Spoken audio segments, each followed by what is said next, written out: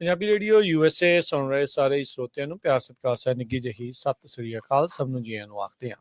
ਸੋਤਿਓ programme update farming ਦੇ ਵਿੱਚ ਤੁਹਾਨੂੰ ਜੀ ਆਇਆਂ ਨੂੰ ਆਖਦੇ ਹਾਂ। ਮੈਂ ਰਾਜਕਰਨਵੀਰ ਸਿੰਘ ਅਪਡੇਟ ਫਾਰਮਿੰਗ ਦੇ ਵਿੱਚ ਆਪਣੇ ਨਾਲ ਅੱਜ ਜੁੜ ਚੁੱਕੇ ਨੇ ਦਯਾਦੀਪਕ Singh ji, Punjabi American growers group ਦੇ ਨਾਲ ਇਹ ਕੰਮ ਕਰਦੇ ਨੇ। ਖੇਤੀਬਾੜੀ ਇੱਥੇ ਕਰਦੇ ਨੇ ਫਰੈਜ਼ਨੋ ਕਾਉਂਟੀ ਦੇ ਵਿੱਚ। ਦਯਾਦੀਪਕ ਸਿੰਘ ਜੀ, ਜੀ ਆਇਆਂ ਨੂੰ ਸਵਾਗਤ ਹੈ। ਸਤਿ ਸ੍ਰੀ ਅਕਾਲ ਜੀ। ਸਤਿ ਸ਼੍ਰੀ ਅਕਾਲ ਜੀ। ਸਾਡੇ ਅੱਜ ਦੇ ਇਸ ਪ੍ਰੋਗਰਾਮ ਨੂੰ ਤੁਹਾਡੇ ਸਾਰਿਆਂ ਤੱਕ ਪਹੁੰਚਾਉਣ 'ਚ ਸਹਿਯੋਗ ਕਰਦੇ ਨੇ almond board of California Modesto ਤੋਂ, USDA ਦਾ NRCS ਮਹਿਕਮਾ। ਇਹਨਾਂ ਸਾਰਿਆਂ ਦਾ ਅਸੀਂ ਧੰਨਵਾਦ ਕਰਦੇ ਹਾਂ। ਪੰਜਾਬੀ ਅਮਰੀਕਨ ਗਰੋਵਰਜ਼ ਗਰੁੱਪ ਦਾ ਉਹਨਾਂ ਦਾ ਵੀ ਧੰਨਵਾਦ ਕਰਦੇ ਹਾਂ, ਜਿਹੜੇ ਕਿ ਇਸ ਪ੍ਰੋਗਰਾਮ ਨੂੰ ਅਪਡੇਟ ਫਾਰਮਿੰਗ ਨੂੰ ਤੁਹਾਡੇ ਤੱਕ ਲਿਆਉਣ ਦੇ ਵਿੱਚ ਸਾਡਾ ਸਹਿਯੋਗ ਕਰਦੇ ਆ। ਅੱਜ ਦੇ ਇਸ ਪ੍ਰੋਗਰਾਮ ਦੇ ਵਿੱਚ ਗੱਲਬਾਤ ਜਿਹੜੀ ਉਹ ਆਪਾਂ ਕਰਾਂਗੇ, ਗਵਰਨਮੈਂਟ ਸ਼ਟਡਾਊਨ ਜੋ ਹੋਇਆ ਆ ਉਸ ਦਾ ਕੀ ਅਸਰ ਖਾਸ ਕਰਕੇ ਖੇਤੀਬਾੜੀ ਦੇ ਉੱਤੇ, ਫਾਰਮਿੰਗ ਦੇ ਉੱਤੇ, ਗਰੋਵਰਸ ਦੇ ਉੱਤੇ ਜਿਹੜਾ ਉਹ ਪੈ ਰਿਹਾ ਆ। ਇਹ ਵੀ ਆਪਾਂ ਦੱਸਦੇ ਜਾਈਏ, USDA ਦੇ NRCS ਮਹਿਕਮੇ ਦੇ ਵਿੱਚ ਦਯਾਦੀਪਕ ਸਿੰਘ ਹੁਣੀ ਕਾਫੀ ਕਈ ਸਾਲ ਇਹਨਾਂ ਨੇ ਉੱਥੇ ਸੇਵਾਵਾਂ ਜਿਹੜੀਆਂ ਉਹ ਨਿਭਾਈਆਂ। ਹੁਣ ਉਸ ਮਹਿਕਮੇ ਦੇ ਨਾਲ ਤਾਂ ਨਹੀਂ, ਪਰ ਇਹਨਾਂ ਨੇ ਇਹ ਦੌਰ ਉਸ ਵਕਤ ਜਦ ਕੰਮ ਕਰਦੇ ਸੀ ਉਹ ਉੱਥੇ ਹੰਡਾਇਆ ਆ, ਦੇਖਿਆ ਆ। ਸੋ ਉਹਦੇ ਬਾਰੇ ਜਾਣਨ ਦੀ ਕੋਸ਼ਿਸ਼ ਕਰਾਂਗੇ ਵੀ ਕੀ ਕੁਛ ਜਿਹੜਾ ਉਹ ਚੱਲਦਾ ਹੈ। NRCS ਦਾ ਉਹ ਮਹਿਕਮਾ ਆ ਬੇਸਿਕਲੀ ਬਹੁਤ ਸਾਰੀਆਂ ਜਿਹੜੀਆਂ ਗ੍ਰਾਂਟਸ ਜਿਹੜੀਆਂ ਤੁਸੀਂ ਐਪਲੀਕੇਸ਼ਨਸ ਲਾਉਂਦੇ ਆ, ਜਿਹੜੀ ਅਕਸਰ ਜਿਹਨੂੰ ਕਹਿ ਦਿੰਦੇ ਵੀ ਸਬਸਿਡਾਈਜ਼ਡ ਆ ਜਾਂ ਮਦਦ ਮਿਲਦੀ ਆ ਸਰਕਾਰ ਵੱਲੋਂ, ਉਹ ਇਸ ਮਹਿਕਮੇ ਦੇ ਜ਼ਰੀਏ ਜਿਹੜੇ ਆ ਵੱਖ-ਵੱਖ ਪਲਾਨ, ਵੱਖ-ਵੱਖ ਪ੍ਰੋਗਰਾਮ ਦੇ ਜ਼ਰੀਏ ਮਿਲਦੀ ਆ। ਸੋ ਦਯਾਦੀਪਕ ਸਿੰਘ ਜੀ, ਹੁਣੇ ਸ਼ੁਰੂਆਤ ਦੇ ਵਿੱਚ ਜੇ ਤੁਸੀਂ ਆਪਾਂ ਗੱਲਬਾਤ ਇਸੇ ਚੀਜ਼ ਨੂੰ ਲੈ ਕੇ ਜਿਹੜਾ ਕਰਦੇ ਆ, ਹੁਣ ਜਿੱਦਾਂ ਗਵਰਨਮੈਂਟ ਸ਼ਟਡਾਊਨ ਆ, ਮਹਿਕਮੇ ਜਿਹੜੇ ਉਹ ਬੰਦ ਨੇ, ਇਹ ਡਾਇਰੈਕਟਲੀ ਸਿੱਧਾ ਅਸਰ ਕਿੱਦਾਂ ਆਪਾਂ ਜਿਹੜਾ ਉਹ ਦੇਖਦੇ ਆ ਗਰੋਵਰਸ ਦੇ ਉੱਤੇ? ਜੀ ਰਾਜਕਰਨ ਜੀ, ਸੋ ਸਾਰੇ ਤੋਂ ਪਹਿਲਾਂ ਆਪਾਂ ਗੱਲ ਕਰਦੇ ਆ ਵੀ ਜਿਨ੍ਹਾਂ ਦੇ NRCS ਦੇ ਮਹਿਕਮੇ ਦੇ ਨਾਲ ਐਗਜ਼ਿਸਟਿੰਗ ਕੰਟਰੈਕਟ ਸੀ, ਉਹ ਉਹਨਾਂ ਦੀ ਕੀ ਸਿਚੁਏਸ਼ਨ ਆ। ਤੇ ਕਿਉਂਕਿ ਮੈਨੂੰ ਕਾਫੀ ਲੋਕਾਂ ਦੀ ਕਾਲਸ ਆਈਆਂ ਵੀ ਸਾਡਾ ਪ੍ਰੋਜੈਕਟ ਚੱਲ ਰਿਹਾ ਸੀ ਜਾਂ ਕੁਛ ਨਾ ਕੁਛ ਹੋ ਰਿਹਾ, ਵੀ ਹੁਣ ਅੱਗੇ ਕੀ ਹੋਊਗਾ। ਸੋ ਜਦੋਂ ਮੈਂ ਪਿਛਲੇ 5-7 ਸਾਲ ਇੱਥੇ ਕੰਮ ਕੀਤਾ NRCS ਦੇ ਨਾਲ, ਤੇ ਉਦੋਂ ਦਰਮਿਆਨ ਜਿਹੜਾ ਇਸ ਤੋਂ ਪਹਿਲਾਂ ਸ਼ਟਡਾਊਨ ਸੀ 35 ਦਿਨਾਂ ਵਾਲਾ, ਉਸ ਦੇ ਵਿੱਚ ਵੀ ਸਿਮਿਲਰ ਸਿਚੁਏਸ਼ਨ ਆਈ ਸੀਗੀ। ਤੇ ਮੈਨੂੰ ਕਾਫੀ ਫਾਰਮਰਸ ਦੀਆਂ ਕਾਲ ਆਈਆਂ ਵੀ ਤੁਸੀਂ ਸਾਰੇ ਜਿਹੜੇ ਫਰੈਜ਼ਨੋ ਆਫਿਸ ਦੇ ਸਟਾਫ ਨੂੰ ਪਰਸਨਲੀ ਜਾਣਦੇ ਆ ਤੇ ਤੁਸੀਂ ਉਹਨਾਂ ਨੂੰ ਕਾਲ ਕਰਕੇ ਸਾਡਾ ਕੰਮ ਕਰਾ ਦਿਓ ਪਲੀਜ਼। ਸੋ ਮੈਂ ਇੱਥੇ ਸਰੋਤਿਆਂ ਨੂੰ ਦੱਸ ਦੇਣਾ ਚਾਹੁੰਦਾ ਵੀ ਜਦੋਂ ਇਹ ਸ਼ਟਡਾਊਨ ਹੁੰਦਾ ਜੀ, ਜਦੋਂ ਇਹ ਸਾਰਾ ਪ੍ਰੋਸੀਜਰ ਹੁੰਦਾ, ਸਾਡੀ ਸ਼ਾਮ ਨੂੰ ਉੱਥੇ ਮੀਟਿੰਗ ਹੋਈ ਸੀਗੀ ਜਾਂ ਹੁੰਦੀ ਆ ਉਹਨਾਂ ਦੀ ਰੈਗੂਲਰਲੀ, ਵੀ ਤੁਸੀਂ ਕਰਨਾ ਕੀ ਆ ਵੀ ਆਪਦਾ ਜੋ ਇਕੁਇਪਮੈਂਟ ਆ ਗਵਰਨਮੈਂਟ ਦੀ ਫਰਨਿਸ਼ਡ, ਜਿੱਦਾਂ ਕਿ ਤੁਹਾਡਾ ਲੈਪਟਾਪ ਹੋ ਗਿਆ, ਸੈਲਫੋਨ ਹੋ ਗਿਆ, ਸਾਰਾ ਕੁਛ ਉਹ ਉੱਥੇ ਤੁਸੀਂ ਜਮ੍ਹਾਂ ਕਰਾ ਕੇ ਬੰਦ ਕਰਕੇ ਤੁਸੀਂ ਆਫਿਸ ਚੋਂ ਨਿਕਲਣਾ। ਤੁਸੀਂ ਕੁਛ ਵੀ ਨਾਲ ਨਹੀਂ ਲਿਜਾ ਸਕਦੇ, ਤੁਸੀਂ ਖੋਲ ਨਹੀਂ ਸਕਦੇ, ਕੁਛ ਵੀ ਯੂਜ਼ ਨਹੀਂ ਕਰ ਸਕਦੇ।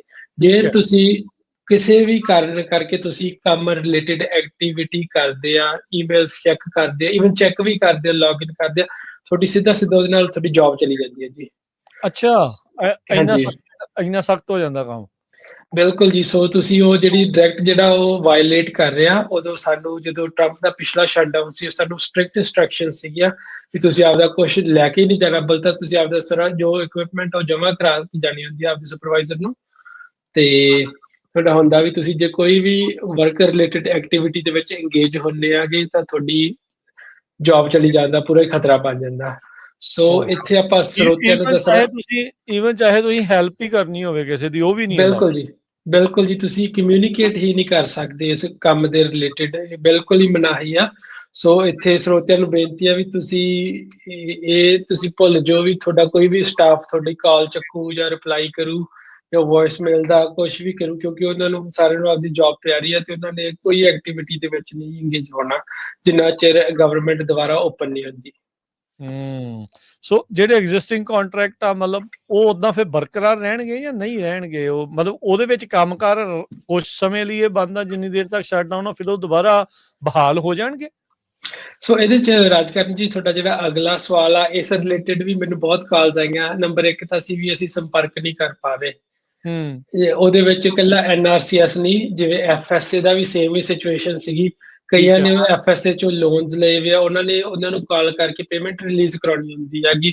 ਉਹ ਸਾਰੇ ਕਹਿੰਦੇ ਵੀ ਸਾਡੇ ਪੈਸੇ ਵੀ ਸਾਨੂੰ ਅਰਜੈਂਟਲੀ ਚਾਹੀਦੇ ਆ, ਉੱਥੋਂ ਰਿਲੀਜ਼ ਕਿੱਦਾਂ ਕਰਾਈਏ ਜੀ? ਉਹ ਹੋਣੇ ਨੇਗੇ ਜਿੰਨਾ ਚਿਰ ਗਵਰਨਮੈਂਟ ਦੀ ਸ਼ਟਡਾਊਨ ਓਪਨ ਨਹੀਂ ਹੁੰਦਾ, ਉਹ ਕੁਛ ਨਹੀਂ ਕਰ ਸਕਦੇ। ਫਾਈਨੈਂਸ਼ੀਅਲੀ ਐਕਟੀਵਿਟੀ ਤਾਂ ਪੋਸੀਬਲ ਹੀ ਨਹੀਂ। ਸੋ ਦੂਜੇ ਨੰਬਰ ਤੇ ਸਵਾਲ ਆ ਜਾਂਦਾ ਐਗਜ਼ਿਸਟਿੰਗ ਕੰਟਰੈਕਟਸ ਦਾ ਕੀ ਸਿਚੁਏਸ਼ਨ ਹੈ। ਜਿਹੜੇ ਤੁਹਾਡੇ ਕੰਟਰੈਕਟ ਆਲਰੇਡੀ ਗਵਰਨਮੈਂਟ ਦੇ ਨਾਲ ਹੋ ਕੇ ਐਗਜ਼ੀਕਿਊਟ ਹੋਏ ਹੋਏ ਆ, ਜਿਹੜੇ ਐਗਜ਼ਿਸਟਿੰਗ ਮਤਲਬ ਸਾਰੇ ਪਾਰਟੀਆਂ ਨੇ ਸਾਈਨ ਕੀਤੇ ਹੋਏ ਆ ਕੰਟਰੈਕਟ, ਉਹਨੂੰ ਕਹਿੰਦੇ ਆਬਲੀਗੇਟ ਹੋਇਆ ਹੋਇਆ ਕੰਟਰੈਕਟ ਆ, ਉਹਨਾਂ ਤੇ ਕੋਈ ਇੰਪੈਕਟ ਨਹੀਂ ਪੈਣਾ, ਪਰ ਉਹਦੀ ਪੇਮੈਂਟ ਨਹੀਂ ਰਿਲੀਜ਼ ਹੋਣੀ ਜਿੰਨਾ ਚਿਰ ਉਹ ਗਵਰਨਮੈਂਟ ਸ਼ਟਡਾਊਨ ਓਪਨ ਨਹੀਂ ਹੁੰਦਾ। ਭਾਵੇਂ ਉਹਨੂੰ ਮਹੀਨਾ ਲੱਗੇ, 5 ਮਹੀਨੇ ਲੱਗਣ, ਸਾਲ ਲੱਗੇ, ਉਹ ਹੁਣ ਰੱਬ ਜਾਣਦਾ ਜੀ ਜਦੋਂ ਵੀ ਉਹ ਓਪਨ ਹੁੰਦੀ ਹੈ, ਪਰ ਉਹਦੀ ਜਿਹੜੀ ਤੁਹਾਡੀ ਪੇਮੈਂਟ ਆ ਉਹ ਸਿਕਿਉਰ ਆ ਗਈ, ਉਹ ਮਤਲਬ ਤੁਹਾਡੇ ਪੈਸੇ ਉਹ ਜਿਹੜੇ ਸਾਈਨ ਹੋਏ ਆ ਉਹ ਮਤਲਬ ਹੁਣ ਉਹ ਮਿਲਣਗੇ, ਉਹ ਪੈਸੇ ਮਿਲਣਗੇ ਜੀ, ਪਰ ਉਹ ਮਿਲਣਗੇ ਖੁੱਲਣ ਤੋਂ ਬਾਅਦ। ਇਦਾਂ ਨਹੀਂ ਵੀ ਹੁਣ ਤੁਸੀਂ ਜਿਵੇਂ ਮੰਨ ਲਓ ਵੀ ਇੱਕ ਹੋਰ ਮੈਨੂੰ ਕੁਐਸਚਨਸ ਕਾਫੀ ਕਾਲ ਆ ਰਹੇ ਸੀ ਵੀ ਭਾਈ ਅਸੀਂ ਡ੍ਰਿਪ ਸਿਸਟਮ ਦਾ ਪ੍ਰੋਜੈਕਟ ਆਲਰੇਡੀ ਸ਼ੁਰੂ ਕੀਤਾ ਹੋਇਆ, ਉਹਦੀਆਂ ਇੰਸਪੈਕਸ਼ਨਸ ਕਰਾਉਣੀਆਂ, ਅਸੀਂ ਹੁਣ ਉਹਦਾ ਕੀ ਕਰੀਏ, ਵੀ ਅਸੀਂ ਕੰਟਰੈਕਟ ਲੇਟ ਵੀ ਨਹੀਂ ਕਰ ਸਕਦੇ, ਅੱਗੇ ਪਲਾਂਟਿੰਗ ਕਰਨੀ ਆ ਜਾਂ ਅੱਗੇ ਸੀਜ਼ਨ ਦੇ ਹਿਸਾਬ ਨਾਲ ਸਾਡੀ ਤਾਂ ਤਿਆਰੀ ਆ, ਵੀ ਹੁਣ ਅਸੀਂ ਕੀ ਕਰੀਏ, ਅਸੀਂ ਤਾਂ ਬੜੇ ਕਸੂਤੇ ਫਸ ਗਏ। ਸੋ ਉਹਦੇ ਵਿੱਚ ਮੈਂ ਸਰੋਤਿਆਂ ਨੂੰ ਜਿਹੜੇ ਤਾਂ ਤੁਹਾਡੇ ਅਪਰੂਵਡ ਡਿਜ਼ਾਈਨ, ਇਹ ਹੁਣ ਦੇਖੋ ਇਹ ਕੋਈ ਲੀਗਲ ਐਡਵਾਈਸ ਨਹੀਂ ਹੈ, ਮੈਂ ਪਰਸਨਲ ਐਕਸਪੀਰੀਅੰਸ ਤੋਂ ਬੋਲ ਰਿਹਾ ਵੀ ਆਪਾਂ ਕਿੱਦਾਂ ਇਹਨੂੰ ਟੈਕਲ ਕਰ ਸਕਦੇ ਹਾਂਗੇ। ਮੰਨ ਲਓ ਤੁਹਾਡਾ ਤੁਸੀਂ ਆਲਰੇਡੀ ਪ੍ਰੋਜੈਕਟ ਤੁਹਾਡਾ ਅਪਰੂਵਡ ਆ, ਉਹਦਾ ਜਿਹੜਾ ਡਿਜ਼ਾਈਨ ਵੀ ਅਪਰੂਵਡ ਆ, ਤੇ ਤੁਸੀਂ ਉਹ ਡਿਜ਼ਾਈਨ ਨੂੰ ਉੱਦਾਂ ਹੀ ਤੁਹਾਡਾ ਜਿਹੜਾ ਡਿਜ਼ਾਈਨਰ ਆ ਜਾਂ ਇੰਸਟਾਲਰ ਆ ਫੋਲੋ ਕਰ ਰਿਹਾਗਾ, ਤੁਸੀਂ ਨਾਲ ਦੀ ਨਾਲ ਆਪਦੇ ਵੱਲੋਂ ਜਿਹੜਾ ਵੀ ਤੁਹਾਡਾ ਕੰਟਰੈਕਟ ਦਾ ਮੈਨੇਜਰ ਆ, ਪੇਪਰ ਵਰਕ ਜਿਹਦੇ ਨਾਲ ਤੁਸੀਂ ਗੱਲਬਾਤ ਕਰਦੇ ਐਨਆਰਸੀਐਸ ਨੂੰ, ਉਹਨੂੰ ਰੈਗੂਲਰਲੀ ਆਪਦੇ ਵੱਲੋਂ ਤੁਸੀਂ ਅਪਡੇਟਸ ਈਮੇਲ ਕਰੀ ਚੱਲੋ ਵੀ ਬਈ ਸੋ ਐਂਡ ਸੋ ਵੀ ਅਸੀਂ ਆਹ ਪ੍ਰੋਜੈਕਟ ਸ਼ੁਰੂ ਕਰਤਾ, ਵੀ ਆਹ ਫੇਜ਼ ਹੋ ਗਿਆ, ਆਹ ਫੇਜ਼ ਹੋ ਗਿਆ, ਇਦਾਂ ਕਰਤਾ। ਮਤਲਬ ਜਦੋਂ ਤੁਸੀਂ ਈਮੇਲ ਕਰੋਗੇ ਉਹਨਾਂ ਨੂੰ, ਉਹਨਾਂ ਦਾ ਰਿਪਲਾਈ ਆ ਜਾਣਾ ਆਟੋਮੈਟਿਕਲੀ ਵੀ ਗਵਰਨਮੈਂਟ ਸ਼ਟਡਾਊਨ ਹੈਗੀ, ਪਰ ਤੁਸੀਂ ਆਪਦੇ ਵੱਲੋਂ ਸਾਰਾ ਕੁਝ ਡਾਕੂਮੈਂਟ ਕਰੀ ਚੱਲੋ ਵੀ ਭਾਈ। ਹੁਣ ਕਈ ਸਰੋਤਿਆਂ ਨੂੰ ਮਜਬੂਰੀ ਇਹ ਸੀਗੀ ਵੀ ਉਹਨਾਂ ਦੇ ਨਾ ਜਿੱਦਾਂ ਟ੍ਰੈਂਚਿੰਗ ਕੀਤੀ ਵੀ ਸੀ, ਪਾਈਪਾਂ ਪਈਆਂ ਸੀ, ਉਹਨੂੰ ਬੰਦ ਕਰਨੀਆਂ ਸੀਗੀਆਂ। ਸੋ ਉਹ ਕਹਿੰਦੇ ਹੁਣ ਅਸੀਂ ਕੀ ਕਰੀਏ, ਮੈਂ ਉਹਨਾਂ ਨੂੰ ਇਹ ਸਲਾਹ ਦਿੰਦਾ ਵੀ ਭਾਈ ਕੋਈ ਐਪਸ ਹੁੰਦੀਆਂ ਡਿਫਰੈਂਟ, ਜਿੱਦਾਂ ਲੈਂਡ ਆਈਡੀ ਨਹੀਂ, 2-3 ਐਪਸ ਆ ਜੀ ਤੁਸੀਂ ਗੂਗਲ ਸਟੋਰ ਤੋਂ ਲੱਭ ਸਕਦੇ, ਜਿਹਦੇ ਨਾਲ ਜਦੋਂ ਆਪਾਂ ਪਿਕਚਰ ਖਿੱਚਦੇ ਆ ਉਹ ਜੀਓ ਟੈਗ ਕਰ ਦਿੰਦੀ ਆ, ਟਾਈਮ ਸਟੈਂਪ ਵੀ ਲਾ ਦਿੰਦੀ ਆ, ਤੇ ਲੋਕੇਸ਼ਨ ਵੀ ਲਾ ਦਿੰਦੀ ਆ, ਤੇ ਮੈਪ ਵੀ ਲਾ ਦਿੰਦੀ ਆ ਵੀ ਆਹ ਫੋਟੋ ਇਸ ਤਰੀਕ ਨੂੰ ਇੰਨੇ ਵਜੇ ਖਿੱਚੀ ਸੀ। ਸੋ ਮੈਂ ਸਰੋਤਿਆਂ ਨੂੰ ਬੇਨਤੀ ਕੀਤੀ ਸੀ ਵੀ ਭਾਈ ਤੁਸੀਂ ਜਿਹੜਾ ਵੀ ਜੋ ਤੁਹਾਡੇ ਪ੍ਰੋਜੈਕਟ ਦੀ ਐਕਟੀਵਿਟੀਜ਼ ਆ ਉਹ ਐਪਸ ਦੇ ਨਾਲ ਡਾਕੂਮੈਂਟ ਕਰ ਲਓ। ਤੇ ਉਸ ਟਾਈਮ ਦੇ ਹਿਸਾਬ ਦੇ ਨਾਲ ਕਰੀ ਜਾਓ ਵੀ ਆਹ ਦਿਨ ਆਹ ਚੀਜ਼ ਕਰਤੀ ਸੀ। ਹਾਂਜੀ, ਅੱਜ ਅਸੀਂ ਭਾਈ ਹੁਣ ਸਾਡੀ ਮਜਬੂਰੀ ਹੈ, ਈਮੇਲ 'ਚ ਵੀ ਅਸੀਂ ਆਹ ਫੋਟੋਜ਼ ਆ ਪ੍ਰੋਜੈਕਟ ਦੀਆਂ ਅਸੀਂ ਕਲੋਜ਼ ਕਰਨ ਲੱਗੇ ਆ, ਅਸੀਂ ਵੇਟ ਨਹੀਂ ਕਰ ਸਕਦੇ ਹੁਣ। ਸੋ ਡਾਕੂਮੈਂਟ ਕਰਕੇ ਨਾਲ ਦੀ ਨਾਲ ਉਹਨਾਂ ਨੂੰ ਕਮਿਊਨੀਕੇਟ ਆਪਦੇ ਵਾਲਾ ਪਾਰਟ ਕਰੀ ਚੱਲੋ। ਹੁਣ ਜਿਹੜਾ ਨੰਬਰ 2 ਤੇ ਇਹ ਤਾਂ ਹੋ ਗਿਆ ਜੀ ਜਿਹੜੇ ਕੰਟਰੈਕਟ ਚੱਲ ਰਿਹਾ ਕੰਮ ਦੇ ਵਿੱਚ। ਕਈ ਹੁਣ ਅਗਲੇ ਇਸ਼ੂਜ਼ ਆਏ ਸੀ ਵੀ ਭਾਈ ਤੁਸੀਂ ਡਿਜ਼ਾਈਨ ਚੇਂਜ ਕਰਨਾ ਹੈਗਾ, ਵੀ ਕੋਈ ਇਸ਼ੂ ਆ ਗਿਆ ਵੀ ਸਾਡਾ ਪੰਪ ਦਾ ਪ੍ਰੈਸ਼ਰ ਘੱਟ ਆ, ਫਲੋ ਘੱਟ ਆ, ਸਾਨੂੰ ਉਹ ਚੇਂਜ ਕਰਨਾ ਪੈਣਾ। ਸੋ ਤੁਸੀਂ ਜਦੋਂ ਵੀ ਉਹ ਕੰਟਰੈਕਟ ਦਾ ਕੋਈ ਡਿਜ਼ਾਈਨ ਚੇਂਜ ਕਰਦੇ ਹੋ, ਉਹ ਵੀ ਤੁਹਾਨੂੰ ਅਪਰੂਵਲ ਲੈਣੀ ਪੈਂਦੀ ਹੁੰਦੀ ਹੈਗੀ ਐਨਆਰਸੀਐਸ ਤੋਂ। ਉਸ ਤੋਂ ਪਹਿਲਾਂ ਤੁਸੀਂ ਕੰਮ ਨਹੀਂ ਸ਼ੁਰੂ ਕਰ ਸਕਦੇ। ਹੁਣ ਇਹਦੇ ਵਿੱਚ ਮੈਂ ਸਰੋਤਿਆਂ ਨੂੰ ਇਹ ਬੇਨਤੀ ਕਰੂੰਗਾ ਵੀ ਤੁਸੀਂ ਅਵੋਇਡ ਕਰੋ ਵੀ ਉਹ ਸ਼ੁਰੂ ਕਰਨਾ ਅਪਰੂਵਲ ਤੋਂ ਪਹਿਲਾਂ। ਪਰ ਜੇ ਤੁਸੀਂ ਗਰੰਟੀ ਵੀ ਮਜਬੂਰੀ ਤੁਹਾਡੀ ਬਣ ਗਈ ਵੀ ਤੁਹਾਨੂੰ ਸ਼ੁਰੂ ਕਰਨਾ ਹੀ ਪੈਣਾ, ਅੱਗੇ ਤੁਹਾਡੇ ਟਰੀਜ਼ ਆਰਡਰ ਕੀਤੇ ਹੋਏ ਪਲਾਂਟਿੰਗ, ਫਿਰ ਤੁਸੀਂ ਆਪਦਾ ਇਰੀਗੇਸ਼ਨ ਇੰਸਟਾਲਰ ਦੇ ਨਾਲ ਤੁਸੀਂ ਇੰਨੇ ਕੁ ਸ਼ੋਰ ਹੋ ਜਾਓ ਵੀ ਜਦੋਂ ਗਵਰਨਮੈਂਟ ਖੋਲਦੀ ਆ ਉਹ ਡਿਜ਼ਾਈਨ ਸਬਮਿਟ ਹੁੰਦਾ, ਉਹ ਡਿਜ਼ਾਈਨ ਪਾਸ ਹੋਊਗਾ ਹੀ ਹੋਊਗਾ। ਜੇ ਤੁਹਾਨੂੰ ਤੁਹਾਡੇ ਇੰਸਟਾਲਰ ਤੇ ਗਰੰਟੀ ਆ ਵੀ ਇਹਦਾ ਡਿਜ਼ਾਈਨ ਨਹੀਂ ਫੇਲ ਹੋਊਗਾ, ਫਿਰ ਤੁਸੀਂ ਆਪਦੇ ਦਮ ਤੇ ਉਹਨੂੰ ਸ਼ੁਰੂ ਕਰ ਸਕਦੇ ਆ। ਅੱਛਾ, ਇਹ ਮੇਕ ਸ਼ੋਰ ਕਰਨ ਦੇ ਲਈ ਹੁਣ ਹੋ ਸਕਦਾ ਵੀ ਇੰਸਟਾਲਰ ਤਾਂ ਸਾਰਿਆਂ ਨੂੰ ਕਹੀ ਜਾਵੇ ਨਹੀਂ ਨਹੀਂ ਆਹ ਤਾਂ ਹੋ ਹੀ ਜਾਣਾ ਹੋ ਹੀ ਜਾਣਾ, ਆਪਣੇ ਪੱਖ ਤੋਂ ਕਿੱਦਾਂ ਆਪਾਂ ਮੇਕ ਸ਼ੋਰ ਕਰ ਸਕਦੇ ਹਾਂ ਵੀ ਹਾਂ ਨਹੀਂ ਵਾਕਿਆ ਇਹ ਅਪਰੂਵ ਹੋਊਗਾ? ਨਹੀਂ, ਆਪਣੇ ਪੱਖ ਤੋਂ ਇਹਨੂੰ ਕਰਨਾ ਥੋੜਾ ਜਿਹਾ ਹਾਰਡ ਆ ਜੀ, ਕਿਉਂਕਿ ਪੂਰੀ ਇੰਜੀਨੀਅਰਿੰਗ ਕੈਲਕੂਲੇਸ਼ਨਸ ਲੱਗਦੀਆਂ ਉਹਦੇ ਤੇ ਵੀ, ਕੀ ਆ ਪਾਣੀ ਪੂਰਾ ਉਹਦੇ ਫ੍ਰਿਕਸ਼ਨ, ਵੈਲੋਸਿਟੀ, ਪ੍ਰੈਸ਼ਰ ਲਾਸ, ਉਹ ਤਾਂ ਫਿਰ ਪੂਰੇ ਟੈਕਨੀਕਲ ਰਿਵਿਊ ਹੋਣਾ ਜੀ। ਸੋ ਹੁਣ ਇੰਸਟਾਲਰ ਦੀ ਕ੍ਰੈਡੀਬਿਲਿਟੀ ਤੇ ਡਿਪੈਂਡ ਕਰਦਾ ਵੀ ਤੁਸੀਂ ਕਿੰਨਾ ਕੁ ਰਿਸਕ ਲੈਣਾ ਚਾਹੁੰਦੇ ਆ। ਸਹੀ ਹੈ ਠੀਕ ਆ। ਸੋ ਜੇ ਤੁਸੀਂ ਸ਼ੋਰ ਆ ਤੇ ਚਲੋ ਹੋ ਜਿਓ ਤਾਂ ਹੀ ਪੰਗਾ ਲਿਓ ਜੇ ਤੁਹਾਨੂੰ ਯਕੀਨ ਆ। ਹਾਂ, ਨੰਬਰ ਇਸ ਤੇ ਜੇ ਮੰਨ ਲਓ ਤੁਹਾਡਾ ਡਿਜ਼ਾਈਨ ਫੇਲ ਹੁੰਦਾ, ਕੋਈ ਉਹਦੇ ਚ ਡਿਜ਼ਾਈਨਰ ਨੇ ਗਲਤ ਕੀਤਾ, ਉਹਦੇ ਚ ਹੋਣਾ ਕੀ ਹੈ ਜੀ, ਜਦੋਂ ਗਵਰਨਮੈਂਟ ਓਪਨ ਕਰਨੀ ਉਹਨਾਂ ਨੇ ਫਿਰ ਉਹਨਾਂ ਕੋਲ ਅਥਾਰਟੀ, ਉਹਨਾਂ ਨੇ ਰਿਜੈਕਟ ਕਰਕੇ ਤੁਹਾਨੂੰ ਕੰਮ ਦੁਬਾਰਾ ਕਰਾਉਣਾ, ਤੁਹਾਨੂੰ ਡਬਲ ਖਰਚਾ ਪੈ ਜਾਣਾ। ਜੇ ਤੁਹਾਨੂੰ ਯਕੀਨ ਆ ਤੁਹਾਡੇ ਇੰਸਟਾਲਰ ਤੇ ਜਾਂ ਤੁਹਾਡੀ ਇਰੀਗੇਸ਼ਨ ਕੰਪਨੀ ਤੇ ਵੀ ਇਹਦਾ ਪਾਸ ਹੋਊਗਾ, ਇਹਦੀ ਰੈਪੂਟੇਸ਼ਨ ਕਿੱਦਾਂ, ਸੋ ਤੁਸੀਂ ਫਿਰ ਰਿਸਕ ਲੈ ਸਕਦੇ। ਮੈਂ ਵੈਸੇ ਜਾਂ ਫਿਰ ਰਿਆਦੀਪਕ ਸਿੰਘ ਲਿਖਾਈ ਪੜ੍ਹਾਈ ਕਰਾ ਲਓ ਵੀ ਹਾਂ ਬਾਈ ਜੇ ਤੇਰਾ ਫੇਲ ਹੋਇਆ ਤੂੰ ਦੁਬਾਰਾ ਕਰੇਗਾ ਮੁਫਤ 'ਚ। ਹਾਂ, ਜਦ ਮੈਂ ਕਈਆਂ ਨਾਲ ਕਰਦਾ ਕਿ ਜੀ ਮੈਨੂੰ ਕਾਫੀ ਪ੍ਰੋਜੈਕਟਸ ਆਏ ਸੀ, ਮੈਂ ਐਜ਼ ਅ ਕਰਟਸੀ, ਕਿਉਂਕਿ ਹੁਣ ਮੈਂ ਉਹਨਾਂ ਨਾਲ ਡਾਇਰੈਕਟਲੀ ਇਨਵੋਲਵਡ ਨਹੀਂਗਾ, NRCS ਨਾਲ ਮੈਂ ਉਹ ਰਿਵਿਊ ਕਰ ਦਿੰਦਾ ਹੁੰਦਾ ਵੈਸੇ ਆਪਣੇ ਪੰਜਾਬੀ ਅਮਰੀਕਨ ਗਰੋਸ ਗਰੁੱਪ ਦੇ ਸਰੋਤੇ ਵੀ ਭਾਈ ਇਹ ਹੋਣਾ, ਕਿਉਂਕਿ ਹੁਣ ਮੇਰਾ ਵੀ ਬੈਕਗਰਾਉਂਡ ਇੰਜੀਨੀਅਰਿੰਗ ਦਾ, ਮੈਨੂੰ ਪਤਾ ਵੀ ਇਹ ਫੇਲ ਨਹੀਂ ਹੋਣਾ। ਸੋ ਆਪਾਂ 5-6 ਪ੍ਰੋਜੈਕਟ ਇਦਾਂ ਦੇ ਸੀ ਜਿਹੜੇ ਵੀ ਦੇਖ ਕੇ ਤਸੱਲੀ ਕਰਕੇ ਅਸੀਂ ਸ਼ੁਰੂ ਕਰ ਲਿਆ ਵੀ ਇਹ ਫੇਲ ਨਹੀਂ ਹੋਣਗੇ ਕਦੇ ਵੀ, ਇਹ ਚੱਲੂਗਾ, ਚੱਲਣਗੇ, ਇਹ ਚੱਲੂਗਾ ਜੀ। ਹਾਂ ਸੋ ਇਹ ਹੋ ਗਿਆ ਡਿਜ਼ਾਈਨ ਚੇਂਜ ਦਾ, ਹੋ ਗਿਆ ਫੋਟੋ ਦੀ ਅਪਲੋਡ ਜਿਹੜੀ ਕਰਨੀ ਆ, ਰੈਗੂਲਰਲੀ ਅਪਡੇਟ ਉਹਨਾਂ ਨੂੰ ਕਰੀ ਜਾਓ, ਈਵਨ ਦੋ ਉਹਨਾਂ ਦੀ ਰਿਪਲਾਈ ਨਹੀਂ ਆ ਰਹੀ। ਹੁਣ ਪ੍ਰੈਸ਼ਰ ਤਾਂ ਹੈਗਾ ਹੀ ਆ। ਹੁਣ ਦੇਖੋ ਜਦੋਂ ਆਪਾਂ ਗੱਲ ਕਰ ਰਹੇ 28 ਦਿਨ ਹੋ ਗਏ ਆ ਸ਼ਟ ਡਾਊਨ ਨੂੰ ਚੱਲਦੇ ਆ, ਇਵੈਂਚੁਅਲੀ ਤਾਂ ਦੋਨਾਂ ਧਿਰਾਂ ਦੇ ਉੱਤੇ ਦਬਾਅ ਤਾਂ ਪੈਂਦਾ ਹੀ ਆ ਵੀ ਭਾਈ ਹੁਣ ਚਾਲੂ ਜਿਹੜਾ ਉਹ ਕੀਤਾ ਜਾਵੇ। ਇਵੈਂਚੁਅਲੀ ਚੱਲ ਤਾਂ ਪੈਣੀ ਹੋਈ ਆ, ਇਹ ਤਾਂ ਹੁਣ ਇਹ ਤਾਂ ਹੈ ਨਹੀਂ ਵੀ ਬਹੁਤ ਲੰਮਾ ਸਮਾਂ ਜਿਹੜਾ ਉਹ ਬੰਦ ਜਿਹੜਾ ਉਹ ਰਹਿ ਜਾਊਗੀ। ਸੋ ਇਹ ਸਾਰੀਆਂ ਚੀਜ਼ਾਂ ਆ। ਸੋ ਇਹਦੇ ਨਾਲ ਹੋਰ ਜਦੋਂ ਤੁਸੀਂ ਉੱਥੇ ਸੀਗੇ, ਹੋਰ ਜਿਹੜੇ ਇਸ਼ੂ ਤੁਸੀਂ ਦੇਖੇ ਸ਼ਟ ਡਾਊਨ ਨੂੰ ਜਿਹੜਾ ਉਹ ਲੈ ਕੇ? ਕਵਰ ਕ੍ਰੌਪ ਦਾ ਵੀ ਟਾਈਮ ਚੱਲ ਰਿਹਾ ਆ, ਕੰਪੋਸਟ ਵਾਲਾ ਵੀ ਟਾਈਮ ਜਿਹੜਾ ਉਹ ਆ ਰਿਹਾ ਆ। ਸੋ ਉਹਨਾਂ ਕੰਟਰੈਕਟਸ ਦੇ ਉੱਤੇ ਜਾਂ ਉਹਨਾਂ ਗ੍ਰਾਂਟਸ ਦੇ ਉੱਤੇ ਵੀ ਫਰਕ ਪੈਣਾ ਹੀ ਆ ਜੀ। ਰਾਜਕਰ ਜੀ, ਇਹਨਾਂ ਦਾ ਵੀ ਸੇਮ ਹੀ ਇਸ਼ੂ ਆ। ਦੇਖੋ ਹੁਣ ਕਵਰ ਕ੍ਰੌਪ ਦਾ ਵੀ ਪਲਾਂਟਿੰਗ ਦਾ ਟਾਈਮ ਆ। ਸੋ ਉਹਦੇ ਵਿੱਚ ਤੁਸੀਂ ਕੀ ਕਰਨਾ ਵੀ ਤੁਸੀਂ ਟਰਾਈ ਕਰਿਓ ਉਹੀ ਐਪ ਦੇ ਨਾਲ, ਜਦੋਂ ਤੁਸੀਂ ਬਿਜਾਈ ਕਰਦੇ ਆ ਉਹਦੀਆਂ ਫੋਟੋ ਖਿੱਚੋ ਮਸ਼ੀਨ ਦੀਆਂ, ਉਹਦੀ ਵਿਡਥ ਕਿੰਨੀ ਚੌੜੀ ਤੁਹਾਡੀ ਮਸ਼ੀਨ ਆ ਉਹਦੀਆਂ ਫੋਟੋ ਖਿੱਚੋ, ਜਿਹੜੇ ਤੁਹਾਡੇ ਸੀਡ ਵਾਲੇ ਟੈਗ ਆ ਗਏ ਬੋਰੀਆਂ 'ਚ ਕਿੰਨਾ ਸੀਡ ਪਾਇਆ, ਤੁਸੀਂ ਸਾਰਾ ਕੁਝ ਡਾਕੂਮੈਂਟ ਕਰੋ। ਜੇ ਤੁਹਾਡਾ ਉਹ ਸਾਰਾ ਕੁਝ ਡਾਕੂਮੈਂਟ ਕੀਤਾ ਹੋਇਆ ਫਿਰ ਉਹ ਇਸ਼ੂ ਨਹੀਂ ਆਉਂਦਾ ਕਦੇ। ਨੰਬਰ 2 ਤੇ ਜਿਹੜਾ ਹੈਗਾ ਜੀ ਕੰਪੋਸਟ ਦਾ, ਉਹਦੇ ਵਿੱਚ ਜਦੋਂ ਆਪਾਂ ਕੰਪੋਸਟ ਅਪਲਾਈ ਕਰਦੇ ਆਗੇ ਖੇਤ ਦੇ ਵਿੱਚ, NRCS ਦੀ ਰਿਕੁਆਇਰਮੈਂਟ ਹੈਗੀ ਸਪੈਸੀਫਿਕ, ਜਿਹੜੀ ਉਹਦਾ C/N ਰੇਸ਼ੋ ਕਹਿੰਦੇ ਉਹਨੂੰ, ਕਾਰਬਨ ਟੂ ਨਾਈਟ੍ਰੋਜਨ ਰੇਸ਼ੋ। ਉਹ ਜੇ ਉਹ ਘੱਟ ਵੱਧ ਹੋਈ ਫਿਰ ਉਹ ਭਾਵੇਂ ਤੁਸੀਂ ਕੰਪੋਸਟ ਸਾਰੀ ਪਾਤੀ ਤੇ ਐਂਡ ਤੇ ਉਹ ਲੈਬ ਵਾਲਾ ਐਨਾਲਿਸਿਸ ਫੇਲ ਹੋ ਗਿਆ, ਉਹ ਰਿਜੈਕਟ ਕਰ ਸਕਦੇ ਆ। ਸੋ ਜਿੱਥੋਂ ਤੁਸੀਂ ਕੰਪੋਸਟ ਖਰੀਦਦੇ ਆ ਆਪਦੇ ਸਰਟੀਫਾਈਡ ਫੈਸਿਲਿਟੀ ਤੋਂ ਤੁਸੀਂ ਮੇਕ ਸ਼ੋਰ ਕਰ ਲਓ ਵੀ ਜਿਹੜਾ ਉਹਦਾ ਲੈਬ ਟੈਸਟ ਆ ਉਸ ਕੰਪੋਸਟ ਜਿਹੜੀ ਤੁਸੀਂ ਪਾਉਣੀ ਆ ਉਹ ਤੁਹਾਡੀ ਕੰਟਰੈਕਟ ਦੀ ਰਿਕੁਆਇਰਮੈਂਟਸ ਨੂੰ ਮੀਟ ਕਰਦਾ ਕਿ ਨਹੀਂ। ਠੀਕ ਹੈ, ਜੇ ਉਹ ਕਰਦਾ ਫਿਰ ਤੁਸੀਂ ਸੇਮ ਹੀ ਉਹਨੂੰ ਡਾਕੂਮੈਂਟ ਕਰੋ। ਢੇਰੀਆਂ ਦੀ ਫੋਟੋ ਖਿੱਚ ਲਓ, ਖਿਲਾਰਦਿਆਂ ਦੀ ਫੋਟੋ ਖਿੱਚ ਲਓ, ਉਦੋਂ ਬਾਅਦ ਚੋਂ ਖਿਲਾਰੀ ਹੋਈ ਦੀ ਫੋਟੋ ਖਿੱਚ ਲਓ ਤਾਂ ਕਿ ਤੁਹਾਡੇ ਕੋਲ ਤੁਹਾਡਾ ਪ੍ਰੂਫ ਹੋਵੇ ਇਹ ਸਾਰਾ ਕੰਟਰੈਕਟ ਦੇ ਆਧਾਰ ਤੇ ਕੰਮ ਹੋਇਆ ਹੋਇਆ। ਯੂਜਲੀ ਜਿਹੜੀ NRCS ਦੀ C/N ਜਿਹੜੀ carbon to nitrogen ratio the requirement ਹੈਗੀ 8:1 ਤੇ CDFA ਦੀ ਜਸਟ ਸਰੋਤਿਆਂ ਨੂੰ ਦੱਸ ਦੇਵਾਂ ਉਹਨਾਂ ਦੀ ਕਈ ਪ੍ਰੋਜੈਕਟਸ ਦੇ ਵਿੱਚ 11 ਤੋਂ ਉੱਤੇ ਵੀ ਰਿਕੁਆਇਰਮੈਂਟ ਹੁੰਦੀ ਹੈ। ਸੋ ਤੁਸੀਂ ਆਪਦੇ ਡਾਕੂਮੈਂਟਸ ਜ਼ਰੂਰ ਦੇਖ ਲਓ ਵੀ ਤੁਹਾਡੀ ਰਿਕੁਆਇਰਮੈਂਟ ਕੀ ਹੈਗੀ। ਅੱਛਾ, NRCS ਦੀ 8:1 ਆ ਤੇ CDFA ਦੀ 12:1 ਆ? ਨਹੀਂ, ਮੈਂ ਸਾਰਿਆਂ ਦੀ ਸੇਮ ਨਹੀਂ ਹੁੰਦੀ ਜੀ। ਅਸਲ 'ਚ ਜਿਹੜੇ ਤੇ ਤੁਹਾਡਾ ਕੰਟਰੈਕਟ ਹੋਇਆ ਹੁੰਦਾ ਉਹਦੇ ਬੇਸ ਤੇ ਹੁੰਦੀ ਹੈ ਜੀ, ਪਰ ਉਹ ਮੈਨੂੰ ਅੰਦਾਜ਼ਾ ਜ਼ਿਆਦਾ ਵੀ ਇਸ ਲਾਗੇ ਛਾਗੇ ਹੁੰਦੀ ਹੈ ਇਹਨਾਂ ਦੇ। ਬਟ ਤੁਸੀਂ ਉਹ ਡਬਲ ਚੈੱਕ ਕਰ ਲਓ ਫਿਰ ਤੁਸੀਂ ਆਪਦੀ, ਜੇ ਤੁਸੀਂ ਵੇਟ ਕਰ ਸਕਦੇ ਆ ਫਿਰ ਤਾਂ ਵਧੀਆ ਹੀ ਆ ਜੀ। ਬਟ ਆਪਾਂ ਉਹ ਓਪਰਚੁਨਿਟੀ ਨਹੀਂ ਮਿਸ ਕਰਨਾ ਚਾਹੁੰਦੇ ਵੀ ਆਪਣੀ ਜਿਹੜੀ ਵਿੰਡੋ ਵੀ ਉਹ ਲੰਘ ਜੇ, ਫਿਰ ਤੁਸੀਂ ਵੀ ਕਵਰ ਕ੍ਰੌਪ ਵੱਲੋਂ ਕੰਪੋਸਟ ਵੱਲੋਂ ਵੀ ਲੇਟ ਹੋ ਜਾਈਏ। ਠੀਕ ਹੈ। ਇਹਦੇ ਵਿੱਚ ਅਫੈਕਟਡ ਫਾਰਮਰ ਤਕਰੀਬਨ ਸਾਰੇ ਗਰੋਵਰਸ ਹੀ ਇਸ ਸ਼ਟਡਾਊਨ ਦੇ ਨਾਲ ਫਿਰ ਅਫੈਕਟ ਹੁੰਦੇ ਆ। ਕਈਆਂ ਦੇ ਗ੍ਰਾਂਟਾਂ ਹੈਗੀਆਂ, ਕਈਆਂ ਦੀਆਂ ਨਹੀਂ ਹੋਣਗੀਆਂ, ਕਈਆਂ ਨੇ ਪਹਿਲੀ ਦੀ ਅਪਲਾਈ ਕੀਤੀਆਂ ਹੋਣੀਆਂ ਆ। ਸੋ ਡੈਡਲਾਈਨਸ ਦੇ ਉੱਤੇ ਵੀ ਅਸਰ ਪਊਗਾ। ਜਿਨ੍ਹਾਂ ਨੇ ਇਸ ਵਾਰ ਪਹਿਲੀ ਦੀ ਕੀਤੀਆਂ ਹੋਣਗੀਆਂ ਉਹਨਾਂ ਨੂੰ ਵੀ ਨਹੀਂ ਹੁਣ ਪਤਾ ਲੱਗਣਾ ਵੀ ਕੀ ਕਰਨਾ ਕੀ ਨਹੀਂ ਕਰਨਾ। ਸੋ ਡੈਡਲਾਈਨਸ ਦਾ ਕੀ ਬਣੂਗਾ, ਜਿਹੜੀਆਂ ਉਹ ਚੇਂਜ ਕਰ ਦਿੰਦੇ ਆ ਫਿਰ ਉਹ ਬਾਅਦ ਦੇ ਵਿੱਚ? ਜੀ ਰਾਜਕਰਨ ਜੀ, ਸੋ ਪਿਛਲੀ ਵਾਰੀ ਦੇ ਜਦੋਂ ਇਹ ਸ਼ਟਡਾਊਨ ਹੋਇਆ ਸੀ ਉਦੋਂ ਮੈਨੂੰ ਪਤਾ ਵੀ ਉਹਨਾਂ ਨੇ ਐਕਸਟੈਂਡ ਕੀਤੀ ਸੀ। ਓਕੇ, ਐਤਕੀ ਦਾ ਆਪਾਂ ਉਹ ਪ੍ਰੋਮਿਸ ਨਹੀਂ ਕਰ ਸਕਦੇ ਉਹਨਾਂ ਨੇ ਐਕਸਟੈਂਡ ਕਰਨੀ ਹੈ ਜਾਂ ਨਹੀਂ, ਉਹ ਉਹਨਾਂ ਦੇ ਹੱਥ 'ਚ ਆ। ਸੋ ਆਪਾਂ ਜਿਹੜਾ ਇਹਦੇ ਇੰਪੈਕਟ ਪਿਆ ਆਪਾਂ ਉਹ ਦੇਖਦੇ ਹਾਂ ਹੁਣ ਕੀ ਹੋਇਆ। ਇੱਕ ਤਾਂ ਇਹ ਆਪਾਂ ਕਵਰ ਕਰ ਲਿਆ ਵੀ ਜਿਹੜੇ ਐਗਜ਼ਿਸਟਿੰਗ ਕੰਟਰੈਕਟਸ ਇਹਨਾਂ ਦੀ ਆਹ ਸਥਿਤੀ ਆ।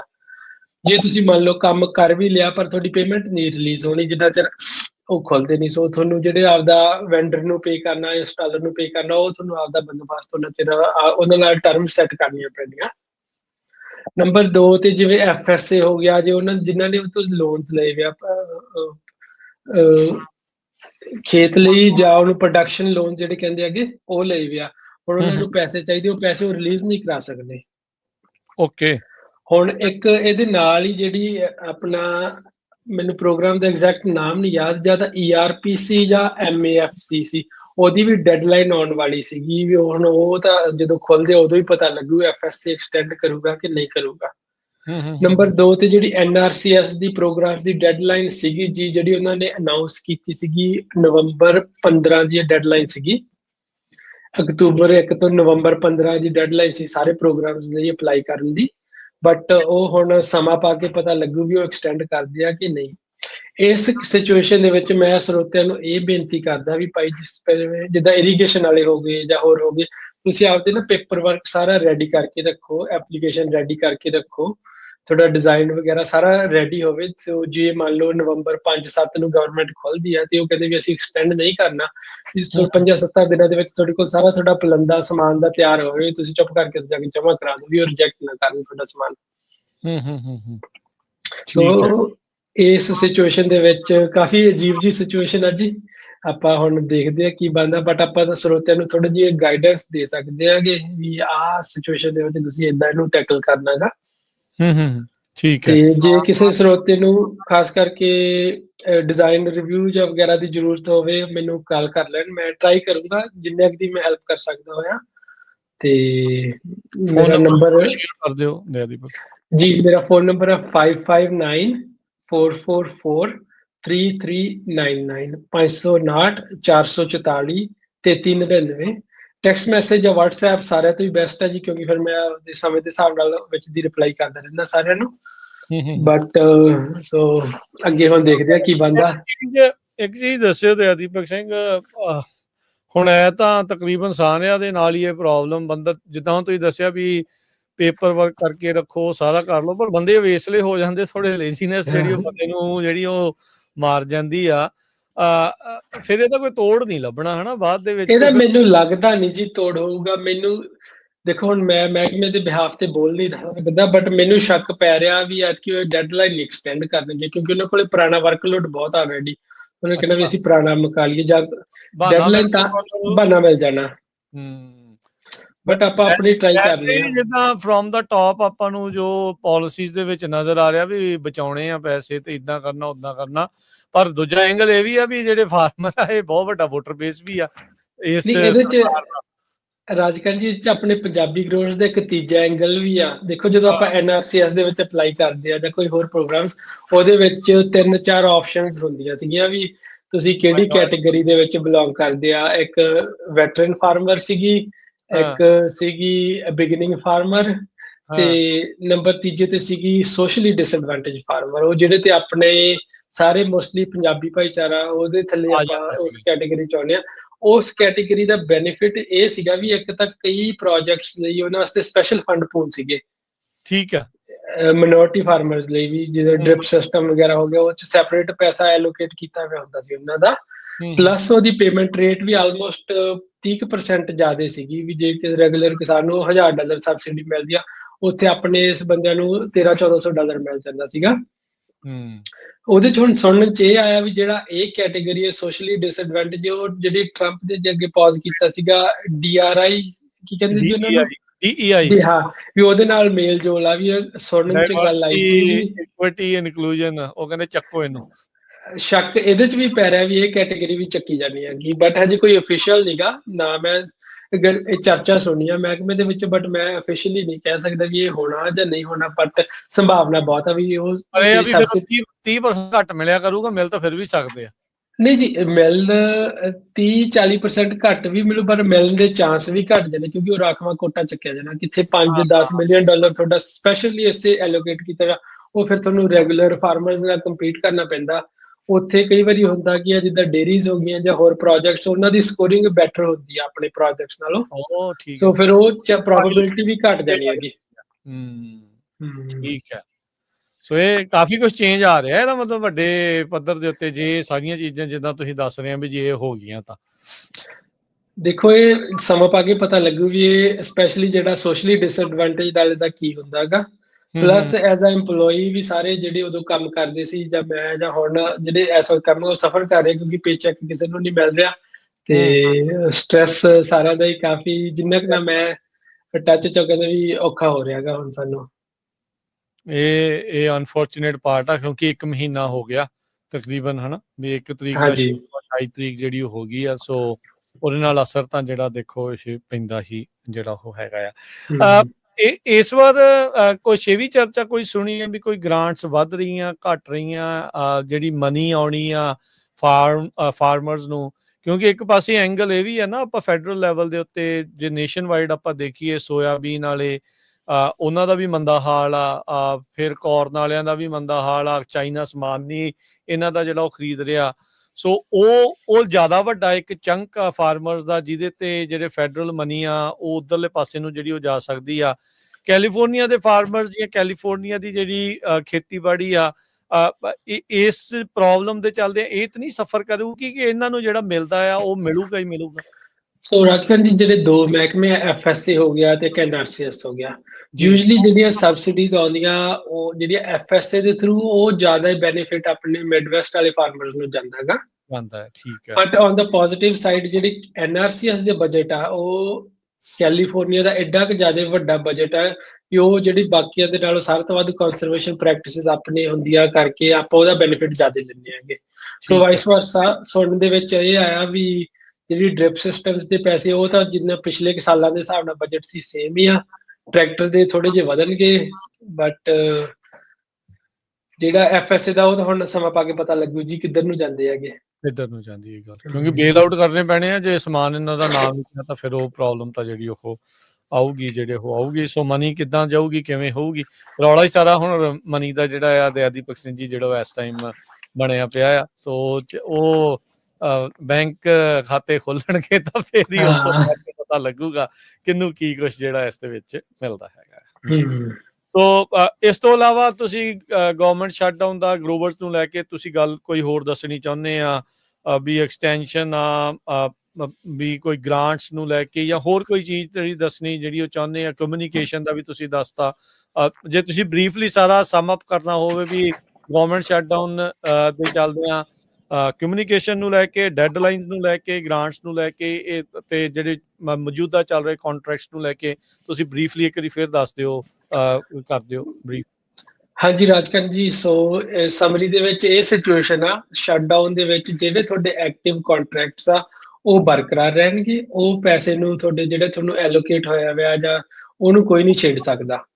ਬੇਸ਼ੱਕ ਤੁਸੀਂ ਉਹਦੀ ਪੇਮੈਂਟ ਲਈ ਆ ਨਹੀਂ ਲਈ, ਪ੍ਰੋਜੈਕਟ ਅੱਧ ਵਿਚਾਲੇ ਚੱਲ ਰਿਹਾ, ਉਹ ਤੁਹਾਡੇ ਪੈਸੇ ਆਪਦੇ ਆ ਜੀ, ਉਹ ਨਹੀਂ ਛੇੜ ਸਕਦੇ ਅਨਲੈਸ ਤੁਸੀਂ ਆਪ ਕੋਈ ਹੋਰ ਗਲਤੀ ਕਰਕੇ ਕੰਟਰੈਕਟ ਬ੍ਰੀਚ ਕਰੋ। ਬਟ ਉਹ ਸਰਕਾਰ ਕੋਲ ਇਹ ਤਾਕਤ ਨਹੀਂ ਵੀ ਉਹ ਤੁਹਾਡੇ ਪੈਸੇ ਉਹ ਪਾਸੇ ਵਾਪਸ ਲੈ ਲੈਣ। ਹਾਂ, ਪਰ ਉਹਨਾਂ ਦੀ ਪੇਮੈਂਟ ਨਹੀਂ ਰਿਲੀਜ਼ ਹੋਣੀ ਜਿੰਨਾ ਚਿਰ ਉਹ ਸਰਕਾਰ ਨਹੀਂ ਖੋਲਦੀ। ਜਿਹੜੇ ਨਵੇਂ ਪ੍ਰੋਜੈਕਟਸ ਆਉਣੇ ਆ ਉਹਨਾਂ ਦੀਆਂ ਡੈਡਲਾਈਨਸ ਦਾ ਆਪਾਂ ਕੁਝ ਨਹੀਂ ਕਹਿ ਸਕਦੇ ਵੀ ਉਹ ਐਕਸਟੈਂਡ ਕਰਨਗੇ ਜਾਂ ਨਹੀਂ ਕਰਨਗੇ।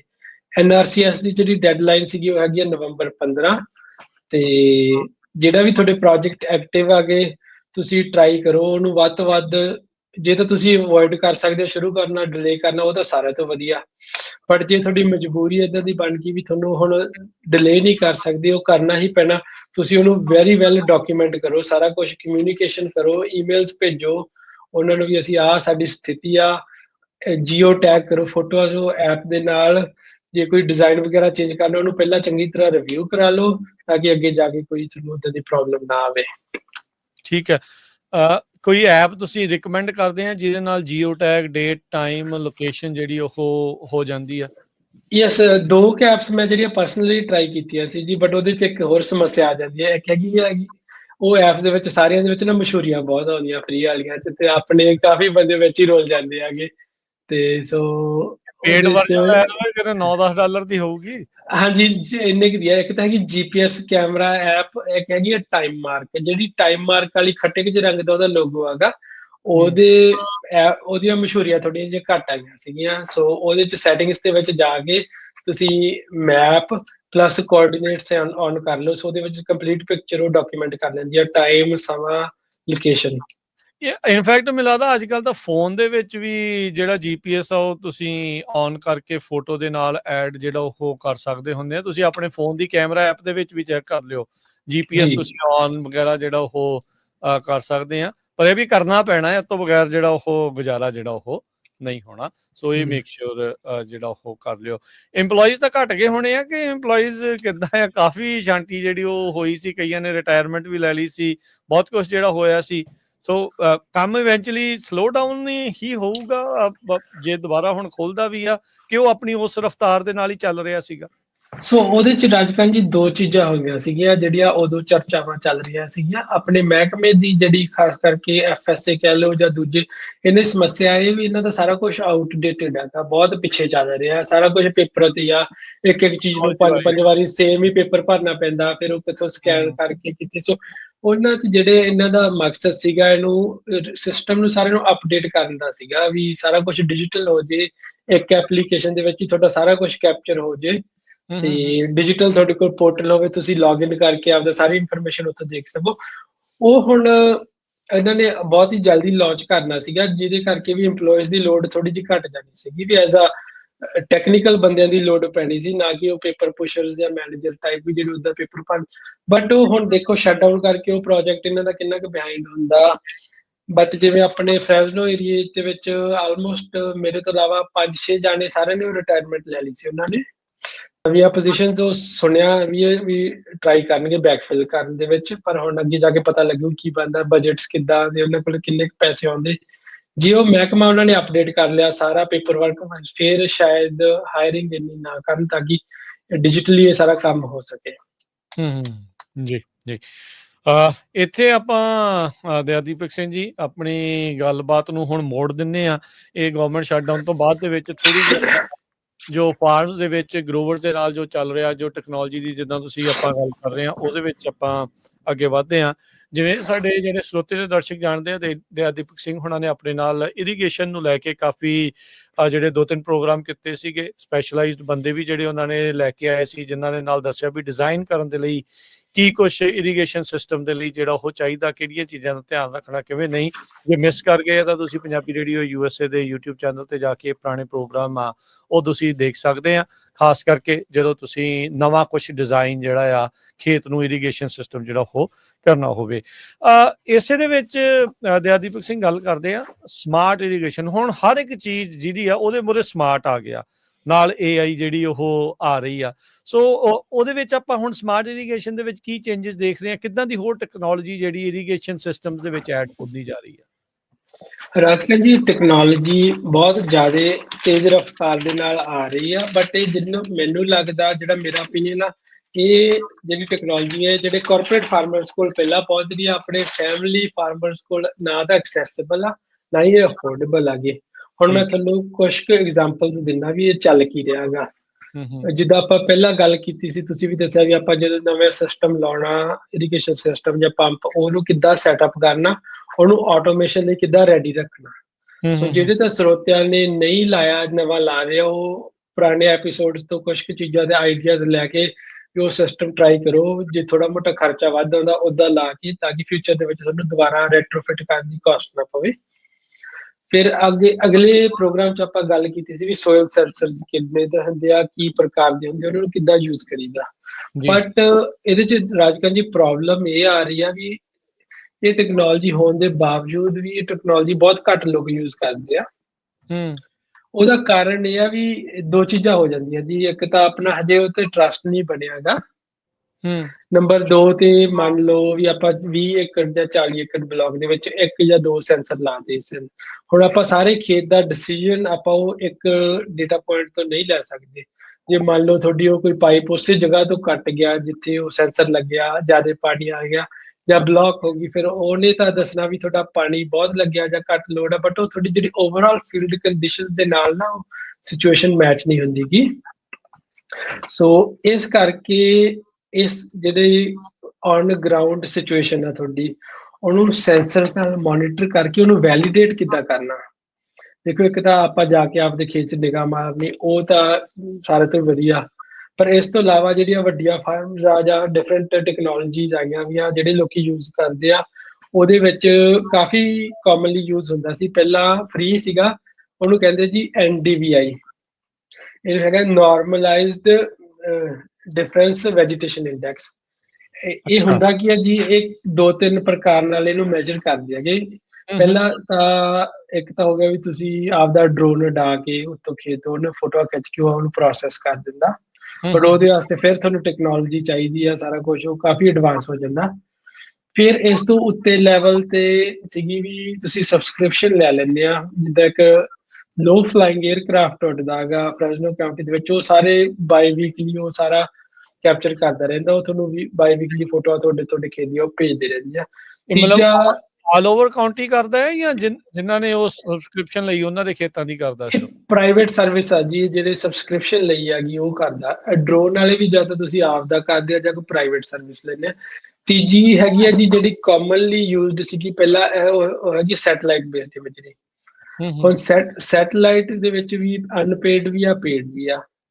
ਤੇ ਜਿਹੜੀ ਸੈਟਲਾਈਟ ਦਾ ਜਿਹੜਾ ਬੈਨੀਫਿਟ ਆ ਉਹ ਹੈਗਾ ਵੀ ਉਹਨੇ ਰੈਗੂਲਰ ਤੀਜੇ ਚੌਥੇ ਦਿਨ ਉਹ ਆਟੋਮੈਟਿਕਲੀ ਇਮੇਜਰੀ ਕੈਪਚਰ ਕਰੀ ਜਾਣੀ ਹੈ, ਜਿੱਦਾਂ ਜਿੱਦਾਂ ਆਰਬਿਟ ਦੇ ਵਿੱਚ ਸੇਮ ਪੋਜੀਸ਼ਨ ਤੇ ਆਉਂਦੀ ਹੈਗੀ। ਤੇ ਪਰ ਜਿਹੜੀ ਫ੍ਰੀ ਵਾਲੀ ਜਾਂ ਜਿਹੜੀ ਪੁਰਾਣੀ ਸੈਟਲਾਈਟ ਆ ਉਹਦੀ ਜਿਹੜੀ ਰੈਜ਼ੋਲੂਸ਼ਨ ਬਹੁਤ ਘੱਟ ਹੈਗੀ। I think 10 metre 3 metre by 3 metre latest ਸੀਗੀ ਜਿਹੜੀ ਫ੍ਰੀ। ਉਹ ਤਾਂ ਜਿਹੜਾ ਪਿਕਸਲ ਸਾਈਜ਼ ਐਡਾ ਵੱਡਾ ਉਹ ਤੁਹਾਨੂੰ ਨਾ ਕਲੀਅਰ ਪਿਕਚਰ ਦੱਸ ਨਹੀਂ ਪਾ ਰਿਹਾ ਹੈਗਾ। ਇਹ ਚੱਲ ਰਿਹਾ ਸੀ ਜੀ ਪਾਸਟ ਦੇ ਵਿੱਚੋਂ। ਤੇ NDVI ਜਿਹੜਾ ਉਹ ਹੁੰਦਾ ਉਹ ਦੋ ਚੀਜ਼ਾਂ ਮੇਜਰ ਕਰਦਾ ਹੁੰਦਾ ਹੈਗਾ ਵੀ ਇੱਕ ਤਾਂ ਨੀਅਰ ਇਨਫਰਾਰੈਡ ਲਾਈਟ, ਉਹ ਕਿੰਨੀ ਉਹ ਬੂਟਾ ਰਿਫਲੈਕਟ ਕਰ ਰਿਹਾ, ਕਿੰਨੀ ਐਬਜ਼ੌਰਬ ਕਰ ਰਿਹਾ, ਤੇ ਇੱਕ ਰੈੱਡ ਲਾਈਟ। ਇਹ ਦੋ ਉਹਦਾ ਜਿਹੜਾ ਬਿਜਲੀ ਦਾ ਲਾਈਟ ਦਾ ਸਪੈਕਟਰਮ ਹੈਗਾ ਓਵਰਆਲ ਵੇਵਲੈਂਥ, ਉਹ ਚੋਂ ਦੋ ਪਾਰਟੀਕੂਲਰ ਵੇਵਲੈਂਥ ਤੇ ਮੈਜਰ ਕਰਦਾ। ਸੋ ਉਸ ਰਿਲੇਸ਼ਨ ਦੇ ਵਿੱਚੋਂ ਇਹ ਕੈਲਕੂਲੇਟ ਕਰਦਾ ਵੀ ਹਰੇਵਾਈ ਕਿੰਨੀ ਹੈ, ਗ੍ਰੀਨਰੀ ਕਿੰਨੀ ਹੈ ਜੀ। ਓਕੇ। ਸੋ ਉਹਦੇ ਵਿੱਚ ਆ ਜਾਂਦਾ ਗਾ ਜੇ ਮੰਨ ਲਓ ਜ਼ਿਆਦਾ ਇਨਫਰਾਰੈਡ ਰਿਫਲੈਕਟ ਕਰਦਾ ਤੇ ਰੈੱਡ ਵਾਲੀ ਘੱਟ ਕਰਦਾ, ਮਤਲਬ ਵੀ ਬੂਟਾ ਠੀਕ ਆ, ਜ਼ਿਆਦਾ ਹਰੇਵਾਈ ਹੈ। ਜੇ ਬੂਟਾ ਉਹ ਸਟ੍ਰੈਸ 'ਚ ਆ ਜਾਂ ਵੀਕ ਆ ਜਾਂ ਮਰ ਗਿਆ, ਉਹ ਜਿਹੜੀ ਹੈਗੀ ਆ ਨੀਅਰ ਇਨਫਰਾਰੈਡ ਵਾਲੀ ਲਾਈਟ ਆ ਉਹ ਲੈਸ ਰਿਫਲੈਕਟ ਕਰਦਾ ਤੇ ਰੈੱਡ ਵਾਲੀ ਜ਼ਿਆਦਾ ਰਿਫਲੈਕਟ ਕਰਦਾ। ਜੀ ਜੀ। ਸੋ ਇਹਦੇ ਵਿੱਚ ਹੁਣ ਹੁੰਦਾ ਕੀ ਹੈ ਜੀ, ਇਹ ਸੈਟਲਾਈਟ ਨਾਲ ਇਮੇਜਰੀ ਲੈ ਕੇ ਇਹਨੂੰ ਦੋ ਸਪੈਸ਼ਲੀ ਕੈਮਰਾ ਹੁੰਦਾ ਇਹਦੇ ਵਾਸਤੇ ਵੀ, ਉਹ ਕੈਪਚਰ ਕਰਕੇ ਤੁਹਾਨੂੰ ਉਹਨਾਂ ਨੇ ਬਾਈ ਪਿਕਸਲ ਦੱਸ ਦੇਣਾ ਵੀ ਆਹ ਜਗ੍ਹਾ ਦੇ ਵਿੱਚ ਸਟ੍ਰੈਸ ਕਿੰਨਾ ਘੱਟ ਆ ਜਾਂ ਜ਼ਿਆਦਾ ਆ। ਓਕੇ। ਤੁਹਾਨੂੰ ਜੇ ਰੈਗੂਲਰ ਸਬਸਕ੍ਰਿਪਸ਼ਨ ਆ ਵੀਕ ਬਾਏ ਵੀਕ ਤੁਹਾਨੂੰ ਆਈ ਜਾਣੀ ਆ। ਸੋ ਤੁਹਾਨੂੰ ਆਈਡੀਆ ਹੋਣ ਲੱਗ ਜਾਂਦਾ ਤੁਹਾਡੇ ਓਵਰਆਲ ਖੇਤ ਦੇ ਵਿੱਚ ਉਹ ਚੱਲ ਕੀ ਰਿਹਾ, ਪਿਕਚਰ ਦੇ ਹਿਸਾਬ ਨਾਲ ਤੁਸੀਂ ਦੇਖ ਸਕਦੇ ਹੋ ਵੀ ਆਹ ਏਰੀਆ ਰਿਲੇਟਿਵਲੀ ਐਕੂਰੇਟਸੀ ਕਿੰਨੀ ਕੁ ਹੁੰਦੀ ਆ ਦੱਸਣ ਦੀ ਵੀ ਵਾਕਿਆ ਜੋ ਤਸਵੀਰਾਂ 'ਚ ਆ ਰਿਹਾ ਵੀ ਉਹ ਗਰਾਊਂਡ ਦੇ ਉੱਤੇ ਵੀ ਉਹੀ ਆ, ਵੀ ਉਹ ਪ੍ਰੋਬਲਮ ਹੀ ਆ ਜਾਂ ਕੁਛ ਏਦਾਂ ਤਾਂ ਨਹੀਂ, ਕੋਈ ਐਰਰ ਤਾਂ ਨਹੀਂ ਹੁੰਦੇ? ਰਾਜਕਰਨ ਜੀ ਇਹਦੇ 'ਚ ਜੇ ਦੇਖੋ, ਇੱਕ ਤਾਂ ਜਿਹੜਾ ਇਹਦਾ ਸਾਰਿਆਂ ਤੋਂ ਵੱਡਾ ਐਰਰ ਹੈਗਾ ਇਹਦਾ ਪਿਕਸਲ ਸਾਈਜ਼ ਸੀਗਾ। ਨੰਬਰ 2 ਤੇ ਇਹ ਟੈਕਨੋਲੋਜੀ ਬੈਟਰ ਹੋ ਰਹੀ ਹੈਗੀ। ਜਿਹੜਾ ਤਾਂ ਨਵਾਂ ਡਰੋਨਸ ਜਾਂ ਬੈਟਰ ਰੈਜ਼ੋਲੂਸ਼ਨ ਦੇ ਵਿੱਚ ਕੈਪਚਰ ਕੀਤਾ ਉਹ ਤਾਂ ਗਰਾਊਂਡ ਕੰਡੀਸ਼ਨ ਨਾਲ ਬਹੁਤ ਜ਼ਿਆਦਾ ਮੈਚ ਕਰਦਾ। ਨੰਬਰ 2 ਤੇ ਸੈਟਲਾਈਟ ਦਾ ਜਿਹੜਾ ਇਸ਼ੂ ਆ ਜਾਂਦਾ ਜੀ, ਉਹਦੇ 'ਚ ਆ ਜਾਂਦਾ ਕਲਾਊਡ ਕਵਰ। ਜੇ ਬਦਲਵਾਈ ਜ਼ਿਆਦਾ ਆ ਤਾਂ ਫਿਰ ਉਹਦਾ ਡੇਟਾ ਜ਼ਿਆਦਾ ਉਹ ਐਰਰ ਆ ਜਾਂਦਾ ਜਾਂ ਉਹ ਸਹੀ ਨਹੀਂ ਹੁੰਦਾ। ਸੋ ਇਹ ਟੈਕਨੋਲੋਜੀ ਇੰਪਰੂਵ ਹੋ ਰਹੀ ਹੈਗੀ। ਸੋ ਇਹਦੇ ਵਿੱਚ ਹੁਣ ਜਿਹੜੀਆਂ ਅੱਗੇ ਵਾਲੀਆਂ ਕੀ ਆ ਰਿਹਾ ਉਹ ਦੇਖੋ ਜੀ। ਪਹਿਲਾਂ ਤਾਂ ਇਹ NDVI ਤੋਂ ਸ਼ੁਰੂ ਹੋਇਆ ਸੀਗਾ, ਫਿਰ ਇਹਨਾਂ ਨੇ ਕਾਫੀ ਹੋਰ ਡਿਫਰੈਂਟ ਐਕਸਪੈਰੀਮੈਂਟ ਕੀਤੇ, ਟੈਸਟਿੰਗ ਕੀਤੀ ਤੇ ਹੋਰ ਕਾਫੀ ਇੰਡਿਸਿਸ ਜਿਹੜੇ ਡਿਫਰੈਂਟ ਵੇਵਲੈਂਥ ਤੇ ਟੈਸਟ ਕੀਤੀ ਉਹ ਕੀ ਦੱਸਦੇ ਆ। ਫਿਰ ਉਸ ਤੋਂ ਅੱਗੇ ਆਇਆ ਜੀ ਥਰਮਲ ਇਮੇਜਿੰਗ। ਥਰਮਲ ਇਮੇਜਿੰਗ 'ਚੋਂ ਟੈਂਪਰੇਚਰ ਮੈਜਰ ਕਰਕੇ ਪਤਾ ਲਗਾਉਂਦੇ ਆ ਵੀ ਖੇਤ ਦੀ ਕੰਡੀਸ਼ਨ ਕੀ ਆ। ਬਟ ਜਿਹੜੀ ਲੇਟੈਸਟ ਨਵੇਂ ਇੰਡਿਸਿਸ ਆ ਰਹੇ ਆ ਜਿਨ੍ਹਾਂ ਤੇ ਮੈਂ ਹਜੇ ਥੋੜਾ ਮੋਟਾ ਸਟੱਡੀ ਕਰ ਰਿਹਾ, ਵੀ ਇਹ ਮੇਰਾ ਵਿਸ਼ਾ ਨਹੀਂਗਾ ਬਟ ਮੈਨੂੰ ਇੰਟਰਸਟ ਬਹੁਤ ਆ ਵੀ ਇਹ ਚੱਲ ਕੀ ਰਿਹਾ ਹੈਗਾ। ਉਹਦੇ 'ਚ ਆਇਆ ਜੀ ਇੱਕ ਹੈਗਾ ਰੈੱਡ ਐਜ। ਜਿਹੜਾ ਰੈੱਡ ਐਜ ਤੁਹਾਨੂੰ ਨਾ ਕਲੋਰੋਫਿਲ ਦਾ ਦੱਸ ਦਿੰਦਾ। ਉਹੀ ਹੁਣ ਆਪਾਂ ਨੂੰ ਕੋਈ PCA ਤੇ ਬੈਟਰ ਡਿਸਕ੍ਰਾਈਬ ਕਰ ਸਕਦਾ ਕਲੋਰੋਫਿਲ ਦਾ ਰੋਲ ਕੀ ਆ ਪੱਤੇ ਦੇ ਵਿੱਚ। ਬਟ ਬੇਸਿਕਲੀ ਜਿੰਨਾ ਕਿ ਮੈਨੂੰ ਪਤਾ ਵੀ ਕਲੋਰੋਫਿਲ ਜਿੰਨਾ ਉਹ ਫੋਟੋਸਿੰਥੇਸਿਸ ਜਿਹੜੀ ਉਹ ਪ੍ਰੋਸੈਸਿੰਗ ਹੈ ਉਹਦੀ ਸ਼ਮਤਾ ਨੂੰ ਦੱਸਦਾ। ਬੇਸਿਕਲੀ ਵੀ એનર્ਜੀ ਨੂੰ ਕਿੱਦਾਂ ਉਹਨੇ ਸਨਲਾਈਟ ਨੂੰ ਕਿੱਦਾਂ ਯੂਜ਼ ਕਰਨਾ ਆ। ਹੁਣ ਇਹ ਤਾਂ PCA ਨੂੰ ਕੀ ਹੈ, ਤਾਂ ਹੁਣ ਆਪਾਂ ਛੋਟੇ ਹੁੰਦਿਆਂ ਤੋਂ ਪੜ੍ਹਦੇ ਆਏ ਹਾਂ ਜੀ। ਨਹੀਂ, ਸੋ ਇਹਦੇ ਵਿੱਚ ਰਾਜਕਰਨ ਜੀ ਜਿਹੜਾ ਰੈੱਡ ਐਜ ਆ ਇਹ ਤੁਹਾਡੀ ਓਵਰਆਲ ਜਿੱਦਾਂ ਆਪਾਂ NDVI ਉਹਦਾ ਗ੍ਰੀਨਨੈਸ ਜਾਂ ਕਹਿ ਲਓ ਜਸਟ ਉਵੇਂ ਇਹ ਤੁਹਾਡੀ ਜਿਹੜੀ ਕਲੋਰੋਫਿਲ ਦੀ ਜਾਂ ਵੇਰੀਏਸ਼ਨ ਨੂੰ ਤੁਸੀਂ ਇਹਦੇ ਤੋਂ ਮਾਪ ਸਕਦੇ ਆ। ਫਿਰ ਇਹਦੇ 'ਚ ਅੱਗੇ ਆ ਗਿਆ ਜੀ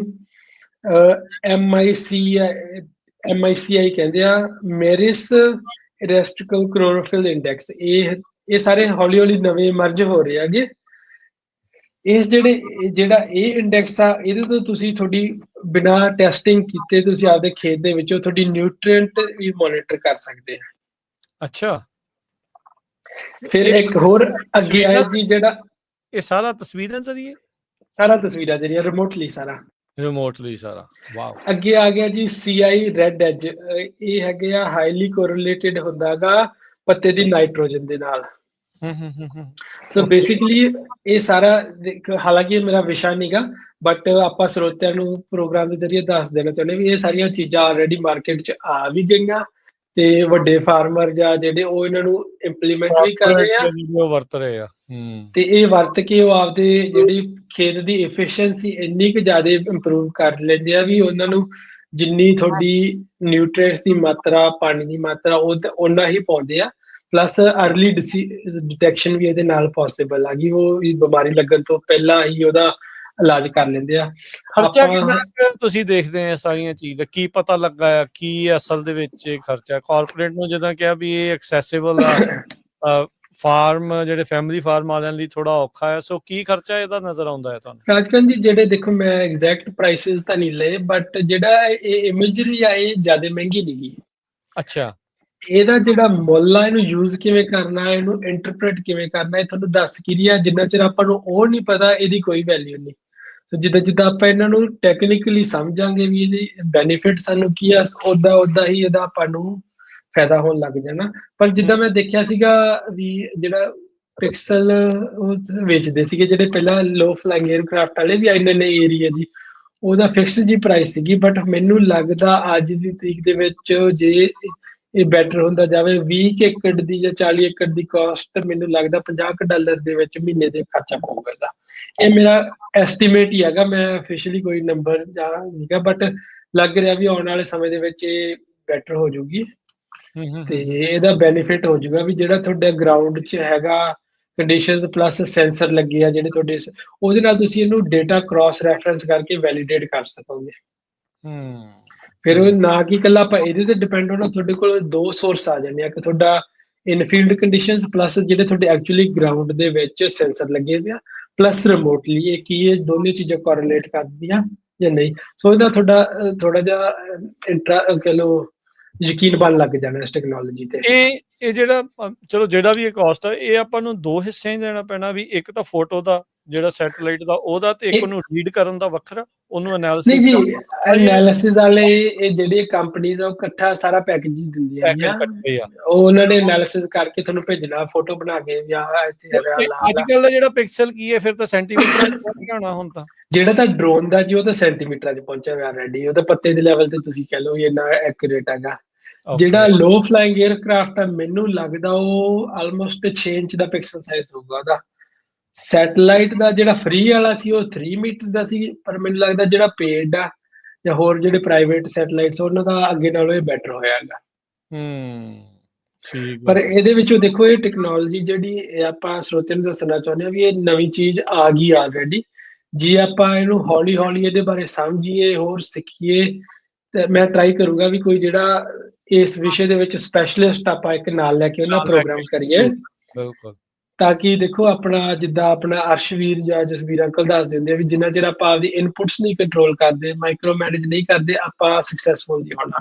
ਸੋ ਮੈਨੂੰ ਲੱਗਦਾ ਇਸ ਸਿਚੁਏਸ਼ਨ ਦੇ ਵਿੱਚ ਇਹ ਜਿਹੜੀ ਇਮੇਜਰੀ ਦਾ ਜਿਹੜੀ ਨਵੀਂ ਟੈਕਨੋਲੋਜੀ ਪਲੱਸ ਸੋਇਲ ਸੈਂਸਿੰਗ ਤੇ ਆਟੋਮੇਸ਼ਨ ਦਾ ਇਹ ਰੋਲ ਬਹੁਤ ਸੋਹਣਾ ਇਹ ਫਿੱਟ ਹੋਊਗਾ ਸਾਰੀ ਪਿਕਚਰ ਦੇ ਵਿੱਚ। ਸੋ ਇਹ ਸਾਰਾ ਕੁਝ NDVI ਦੇ ਅੰਡਰ ਆ ਰਿਹਾ ਹੈ। ਇਹ NDVI ਤਾਂ ਇੱਕ ਇੰਡੈਕਸ ਹੈ ਜੀ, ਇਹ ਬੇਸਿਕਲੀ ਇਹਨੂੰ ਵੈਜੀਟੇਸ਼ਨ ਇੰਡੈਕਸਿਸ ਦੇ ਥੱਲੇ ਆ ਰਿਹਾ ਹੈ ਸਾਰਾ ਕੁਝ।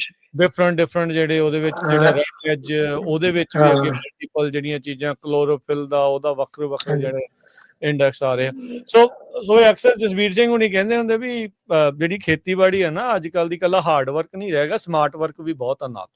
ਤੁਹਾਨੂੰ ਨਵੀਆਂ ਚੀਜ਼ਾਂ ਨਵੀਂ ਟੈਕਨੋਲੋਜੀ ਉਹਦੇ ਉਹ ਸਮੇਂ ਦੇ ਹਾਣੀ ਬਣ ਕੇ ਜਿਹੜਾ ਅੱਗੇ ਚੱਲਣਾ ਪੈਣਾ ਆ, ਨਹੀਂ ਤਾਂ ਗਵਾਂਢੀ ਦਾ ਖੇਤ ਕਿਉਂ ਚੰਗਾ ਮੇਰਾ ਕਿਉਂ ਮਾੜਾ, ਉਹ ਇਹੀ ਚੀਜ਼ਾਂ ਦਾ ਫਰਕ ਰਹਿ ਜਾਣਾ ਜੀ। ਬਿਲਕੁਲ ਨਹੀਂ, ਇੱਥੋਂ ਹੀ ਪਤਾ ਲੱਗਣਾ ਵੀ ਆਪਾਂ ਇਹਦੇ ਚ ਦੇਖੋ ਰਾਜ ਜੀ ਇਹ ਆਪਣਾ ਫਾਇਦਾ ਇਹ ਆ ਵੀ ਜਾਂ ਤਾਂ ਆਪਾਂ ਸੋਚੀਏ ਫਸਲ ਚੱਕਣ ਤੋਂ ਬਾਅਦ ਵੀ ਸਾਡਾ ਮਾੜਾ ਕਾਹਤੋਂ ਹੋਇਆ, ਅਸੀਂ ਕੀ ਗਲਤੀ ਕਰ ਲਈ, ਜਾਂ ਆਪਾਂ ਇਹ ਟੈਕਨੋਲੋਜੀ ਯੂਜ਼ ਕਰਕੇ ਉਹ ਚੀਜ਼ਾਂ ਪਹਿਲਾਂ ਹੀ ਕਰੈਕਟ ਕਰ ਲਈਏ ਵੀ ਭਾਈ ਸਟ੍ਰੈਸ ਦਿਖ ਰਿਹਾ, ਅੱਖਾਂ ਨੂੰ ਨਹੀਂ ਦਿਖ ਰਿਹਾ, ਇਹਨੇ ਦੇਖ ਲਿਆ ਜਾਂ ਆਪਾਂ 15 ਦਿਨ ਪਹਿਲਾਂ ਇਹਨੇ ਡਿਟੈਕਟ ਕਰ ਲਿਆ ਵੀ ਇਸ਼ੂਜ਼ ਆ ਰਹੇ ਆ ਜਾਂ ਡਿਜ਼ੀਜ਼ ਪ੍ਰੈਸ਼ਰ ਬਣਦਾ ਦਿਖ ਰਿਹਾ, ਤੁਹਾਡੇ ਖੇਤ ਦਾ ਮਾਹੌਲ ਇਦਾਂ ਦਾ ਹੋ ਰਿਹਾ ਵੀ ਆਪਾਂ ਉਹਨੂੰ ਪਹਿਲਾਂ ਹੀ ਕਰੈਕਟ ਕਰ ਲਈਏ ਤਾਂ ਕਿ ਆਪਣੀ ਯੀਲਡ ਇੰਪਰੂਵ ਹੋਣ, ਆਪਣੀ ਐਫੀਸ਼ੀਐਂਸੀ ਇੰਪਰੂਵ ਹੋਵੇ, ਆਪਾਂ ਜਿਹੜਾ ਆਪਣਾ ਖੇਤੀ ਇੱਕ ਤਾਂ ਸਸਟੇਨੇਬਲ ਹੋਵੇ ਪਲੱਸ ਫਾਈਨੈਂਸ਼ੀਅਲੀ ਵਾਇਬਲ ਹੋਵੇ। ਜੀ। ਸੋ ਦੇਖੋ ਬਹੁਤ ਕੁਝ ਜਿਹੜਾ ਉਹ ਆ ਰਿਹਾ। ਆਈ ਡੋਂਟ ਨੋ ਹੁਣ ਇਹ ਕਿੱਦਾਂ ਤੁਸੀਂ ਆਪਣੇ ਖੇਤ ਦੇ ਲਈ ਇਸ ਨੂੰ ਯੂਜ਼ ਕਰਨਾ ਸ਼ੁਰੂ ਕੀਤਾ, ਜਾਂ ਜਿਹੜੇ ਖੇਤਾਂ ਨੂੰ ਤੁਸੀਂ ਮੈਨੇਜ ਕਰਦੇ ਹੋ ਉਹਦੇ ਲਈ ਇਹ ਕਰ ਰਹੇ ਆ ਕਿਤੇ, ਕੋਈ ਤੁਸੀਂ ਉਹਨਾਂ ਕਿਸਾਨਾਂ ਨੂੰ ਜਾਣਦੇ ਆ ਜਿਨ੍ਹਾਂ ਨੇ ਇਹ ਟੈਕਨੋਲੋਜੀ ਨੂੰ ਆਲਰੇਡੀ ਅਪਣਾ ਲਿਆ ਹੈ? ਜੀ ਰਾਜਕਰਨ ਜੀ, ਮੈਂ ਪਰਸਨਲੀ ਯੂਜ਼ ਕਰਦਾ ਇਹ ਇੰਡੈਕਸ ਵਾਲੇ ਨਾ। ਮੇਰਾ ਪਹਿਲਾਂ ਜਦੋਂ ਮੈਂ ਮਾਸਟਰਸ ਕਰਦਾ ਸੀਗਾ ਫਰੈਜ਼ਨੋ ਸਟੇਟ ਦੇ ਵਿੱਚ, ਮੇਰਾ ਵਿਸ਼ਾ ਹੀ ਇਹ ਸੀਗਾ, ਮੇਰੀ ਜਿਹੜੀ ਰਿਸਰਚ ਸੀ ਉਦੋਂ ਸੀ ਵੀ ਇਹ ਇੰਡੈਕਸਿਸ ਨਾਲ ਆਪਾਂ ਕਿੱਦਾਂ ਕੋਰਿਲੇਟ ਕਰਨਾ।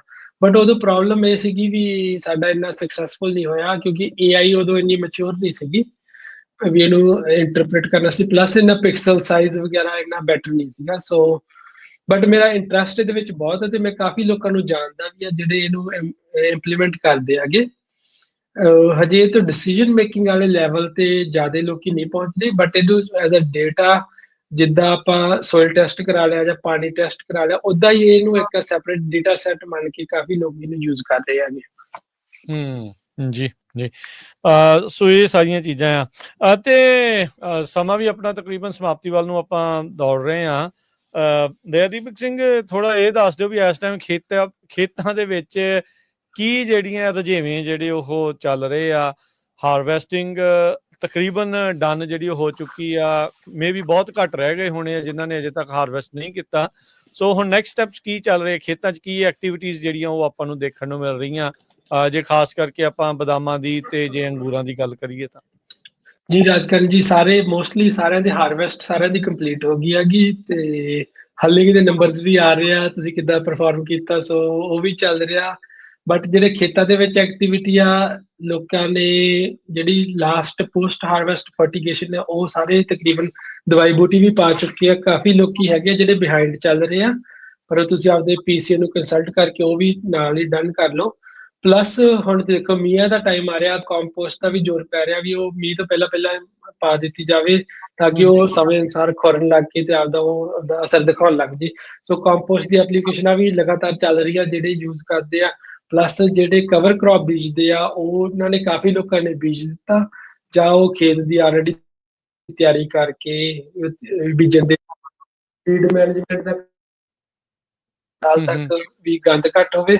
ਬਟ ਬੂਟੇ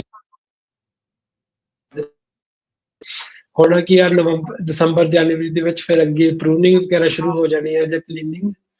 ਬਟ ਖੇਤ ਜ਼ਿਆਦਾ ਰੁਝੇਵਾਂ ਨਹੀਂਗਾ, ਐਕਟਿਵਲੀ ਜ਼ਿਆਦਾ ਨਹੀਂ ਹੋ ਰਿਹਾ ਤੇ ਮਤਲਬ ਸੁਸਤ ਜਿਹੇ ਹੋ ਗਏ ਲੋਕੀ।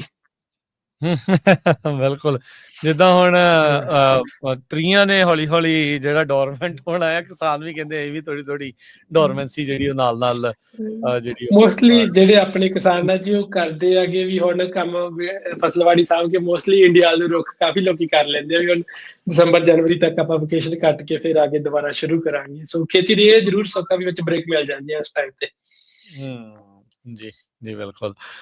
ਸੋ ਡੈਫੀਨੇਟਲੀ ਧਿਆਨ ਦਿਓ ਜੋ ਕੁਛ ਜਿਹੜਾ ਇਸ ਟਾਈਮ ਚੱਲ ਰਿਹਾ, ਜਿਵੇਂ ਜਿਵੇਂ ਜਿਹੜਾ ਇਹ ਅੱਗੇ ਵੱਧ ਰਹੇ ਆ। ਖੇਤੀਬਾੜੀ 'ਚ ਬਹੁਤ ਸਾਰੇ ਤਰ੍ਹਾਂ ਦੀਆਂ ਜਿਹੜੀਆਂ ਤਬਦੀਲੀਆਂ ਆ ਉਹ ਆ ਰਹੀਆਂ, ਟੈਕਨੋਲੋਜੀਜ਼ ਜਿਹੜੀਆਂ ਉਹ ਨਵੀਆਂ ਤੋਂ ਨਵੀਆਂ ਜਿਹੜੀਆਂ ਉਹ ਐਡ ਹੋ ਰਹੀਆਂ।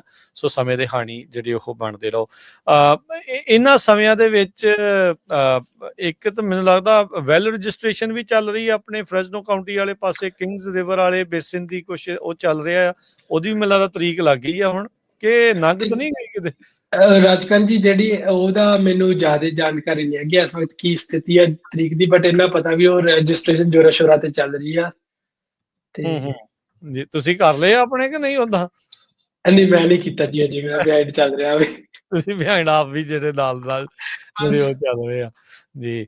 ਸੋ ਦੇਖ ਲਓ ਜੀ, ਕਰਨਾ ਹੀ ਜਿਹੜੇ ਇਵੈਂਚੁਅਲੀ ਜਿਹੜੇ ਉਹ ਪੈਣੇ ਆ। ਸੋ ਵੈਲ ਰਜਿਸਟ੍ਰੇਸ਼ਨ 1 ਮਈ ਤੋਂ ਉਹਨਾਂ ਨੇ ਰਿਕਵਾਇਰ ਕੀਤੀ ਹੋਈ ਆ, 30 ਨਵੰਬਰ ਆ ਜਿਹੜੀ ਲਾਸਟ ਡੇਟ ਜਿਹੜੀ ਆ ਵੀ ਉਸ ਨੂੰ ਤੁਸੀਂ ਰਜਿਸਟਰ ਕਰੋ, ਨਹੀਂ ਤਾਂ ਬਾਅਦ 'ਚ $100 ਕਹਿੰਦੇ ਲੇਟ ਰਜਿਸਟ੍ਰੇਸ਼ਨ ਫੀਸ ਜਿਹੜੀ ਉਹ ਹੋਊਗੀ। ਇਹ ਮੈਂ north kings ground water sustainability agency ਉਹਨਾਂ ਦੀ ਜਿਹੜੀ ਉਹ ਗੱਲ ਕਰ ਰਹੇ, ਉਹਨਾਂ ਦੇ ਇੱਕ ਵਾਰੀ ਆਪਣੇ ਕੋਲ ਆਏ ਸੀ ਨੁਮਾਇੰਦੇ ਤੇ ਉਹਨਾਂ ਨੇ ਉਹ ਜਾਣਕਾਰੀ ਵੀ ਆਪਾਂ ਨੂੰ ਦਿੱਤੀ ਸੀ। ਸੋ ਦਯਾਦੀਪ ਸਿੰਘ, ਬਹੁਤ ਬਹੁਤ ਧੰਨਵਾਦ, ਬੜੀ ਮਿਹਰਬਾਨੀ ਅੱਜ ਦੇ ਇਸ ਪ੍ਰੋਗਰਾਮ ਦੇ ਲਈ। ਅਪਡੇਟ ਫਾਰਮਿੰਗ ਦਾ ਪ੍ਰੋਗਰਾਮ ਅੱਜ ਆਪਾਂ ਹੁਣ ਇੱਥੇ ਹੀ ਸਮਾਪਤ ਕਰਦੇ ਹਾਂ, ਮਿਲਦੇ ਹਾਂ ਅਗਲੀ ਵਾਰੀ। ਧੰਨਵਾਦ, ਸਤਿ ਸ਼੍ਰੀ ਅਕਾਲ। ਸਤਿ ਸ਼੍ਰੀ ਅਕਾਲ ਜੀ।